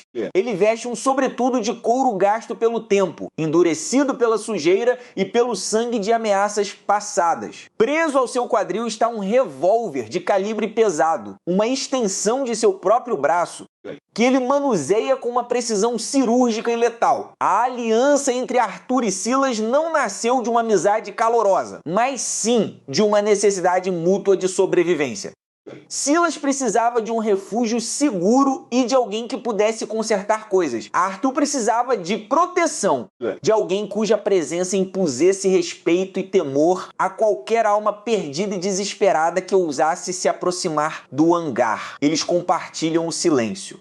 Dias inteiros passam sem que uma única palavra seja trocada entre os dois homens. Silas passa a maior parte do tempo sentado em um caixote de madeira perto da entrada do hangar, limpando obsessivamente suas armas com um pano embebido em óleo, seus olhos sempre fixos no horizonte, vigiando a estrada de terra que serpenteia até o vale. Ele é o cão de guarda humano. Uma força da natureza que aceitou o fim do mundo com uma indiferença assustadora. A rotina deles é um ciclo repetitivo de tarefas destinadas a adiar a morte. Coletar água da chuva filtrada, racionar as poucas latas de comida que restam nas prateleiras empoeiradas, verificar as armadilhas ao redor do perímetro e, acima de tudo, economizar cada gota de combustível. O combustível para o Cessna é o recurso mais precioso do hangar. Arthur o trata como ouro líquido. Ele extrai o combustível de postos de gasolina abandonados nas redondezas, filtrando meticulosamente várias vezes para garantir que nenhuma impureza danifique o motor do avião. Cada voo é planejado com precisão matemática. Não há espaço para erros. Não há aeroportos com torres de controle para ajudá-lo se algo der errado. Voar é um ato de fé extrema. Em uma manhã particularmente cinzenta, o ar está tão frio que a respiração de Arthur forma nuvens densas de vapor antes de desaparecer no teto alto do hangar. O céu do Colorado está coberto por uma manta espessa de nuvens cor de chumbo, prometendo uma nevasca iminente. É o tipo de dia que convida a inércia ao recolhimento. Mas Arthur sente uma inquietação incomum no peito. É uma urgência inexplicável, uma voz silenciosa em sua mente que o impele a subir ele caminha até o Cessna. Suas botas fazem eco no concreto frio. Ele passa a mão pela hélice metálica, sentindo o gelo da superfície contra sua pele áspera. Buster o segue de perto, sua cauda balançando lentamente, sentindo a mudança de energia no ambiente. Silas, do seu canto habitual, ergue os olhos de sua espingarda calibre 12. Não há necessidade de perguntas. O olhar de Silas é inquisitivo, quase repreensivo. Voar com uma tempestade no horizonte é um risco desnecessário, uma loucura que consome combustível precioso. Arthur apenas acena com a cabeça. Um gesto silencioso que diz tudo o que precisa ser dito. Eu preciso e Silas não tenta impedi-lo. Ele apenas solta um suspiro pesado, o vapor saindo de sua boca como fumaça, e volta a se concentrar em sua arma. Ele sabe que tentar manter Arthur no chão é o mesmo que tentar tirar o último sopro de vida daquele homem. Com a ajuda de Buster, que late animado, Arthur empurra o pesado Cessna para fora do hangar, posicionando-o na pista de terra batida que ele mesmo limpou de detritos e vegetação ao longo dos anos. O vento ruge mais forte aqui fora, agitando suas roupas e congelando suas bochechas. Arthur sobe na cabine. O cheiro de couro velho, óleo de motor e plástico ressecado envolve instantaneamente. Um perfume nostálgico que o transporta para uma época em que o mundo era seguro. Ele acomoda Buster no assento do copiloto. O cachorro se aita confortavelmente, como se estivesse acostumado com o ritual. Arthur inicia os procedimentos de pré-voo com uma precisão cirúrgica. Ele liga os interruptores principais, ajusta a mistura de combustível e gira a chave de ignição. O motor de partida gira, um som metálico e hesitante que quebra a solenidade do vale. Por um segundo terrível, o motor tosse e ameaça morrer. Arthur prende a respiração, suas mãos apertando o manche com força. Ele sussurra uma prece sem palavras, implorando a máquina que não o abandone. E então, com um rugido violento, o motor do Cessna desperta. A hélice se transforma em um borrão cinzento, empurrando o ar frio do Colorado com uma força renovada. A vibração do painel reverbera pelo corpo de Arthur, preenchendo-o com uma onda de adrenalina que ele não sentia há dias. Ele solta os freios. O avião começa a taxiar pela pista irregular, chacoalhando e rangendo a cada buraco na terra. Arthur acelera totalmente. O motor ruge em sua potência máxima, uma declaração audaciosa de existência em um mundo de mortos. A velocidade aumenta, 40 nós, 50 nós, 60 nós. A terra abaixo deles começa a passar como um borrão desfocado de marrom e branco. Com um leve toque no manche, Arthur puxa o nariz do Cessna para cima. A gravidade perde sua força. O chão se afasta. Em um instante, a trepidação violenta da pista é substituída pela suavidade celestial do voo. Eles estão no ar. Lá de cima, a escala do desastre humano se revela em toda a sua terrível majestade. Arthur curva a asa esquerda, permitindo-se olhar para o vale abaixo. Ele vê os esqueletos de carros abandonados nas estradas, enfileirados como formigas de ferro que morreram no caminho para lugar nenhum. Ele vê pequenas cidades residenciais cujos telhados outrora coloridos agora estão desbotados e cobertos de fuligem e neve. Não há fumaça saindo das chaminés. Não há movimento nas ruas. É uma maquete gigante de uma civilização morta, preservada pelo frio do Colorado. Arthur sobe ainda mais, cruzando a primeira camada de nuvens. Acima delas, o mundo é diferente. O sol, que lá embaixo era apenas um disco cinzento e opaco, aqui brilha com uma intensidade quase dolorosa, refletindo-se no mar de nuvens brancas que se estende até o horizonte. É uma visão de uma beleza devastadora. Por alguns minutos, Arthur esquece a fome, esquece o medo, esquece a solidão. Ele é apenas um homem, um avião e o céu infinito. Mas o destino é um mestre cruel. E o silêncio do novo mundo está prestes a ser quebrado de uma forma que mudará tudo para sempre. Arthur ajusta o compensador do avião e nivela o voo. Ele estende a mão para ligar o rádio de alta frequência do painel. É uma ação puramente habitual. Um reflexo condicionado de um tempo em que as frequências de rádio estavam cheias de vozes de controladores de tráfego, relatórios meteorológicos e conversas informais entre pilotos. Há meses, tudo que aquele rádio emite é o chiado estático, uma cacofonia áspera de ruído branco que serve apenas como um lembrete audível de que não há mais ninguém ouvindo. O chiado preenche a cabine através dos fones de ouvido de Arthur. É um som reconfortante em sua própria monotonia. Ele fecha os olhos por um segundo, deixando-se levar pelo ritmo do motor e pelo ruído da estática.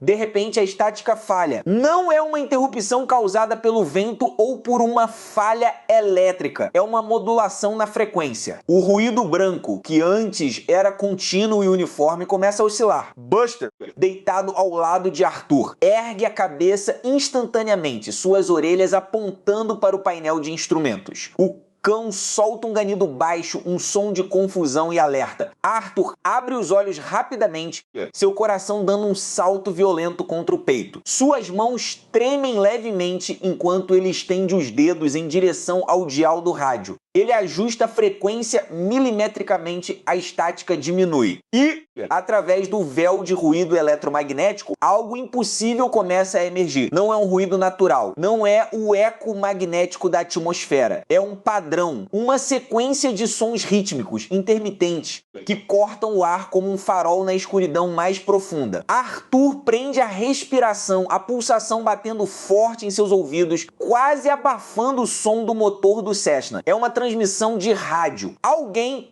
em algum lugar daquele planeta devastado está transmitindo. E a mensagem, vinda do vazio absoluto, está prestes a arrastar Arthur e Silas para além do ponto sem retorno. A frequência estala. É um ruído seco, áspero, que se projeta dos velhos alto-falantes de fósforo verde do Cessna, como o pigarro de um fantasma tentando recuperar a voz após séculos de absoluto silêncio. Arthur não ousa mover um único músculo. Seus dedos endurecidos pelo frio cortante que começa a invadir a cabine através das vedações gastas, permanecem estáticos sobre o dial de sintonia fina.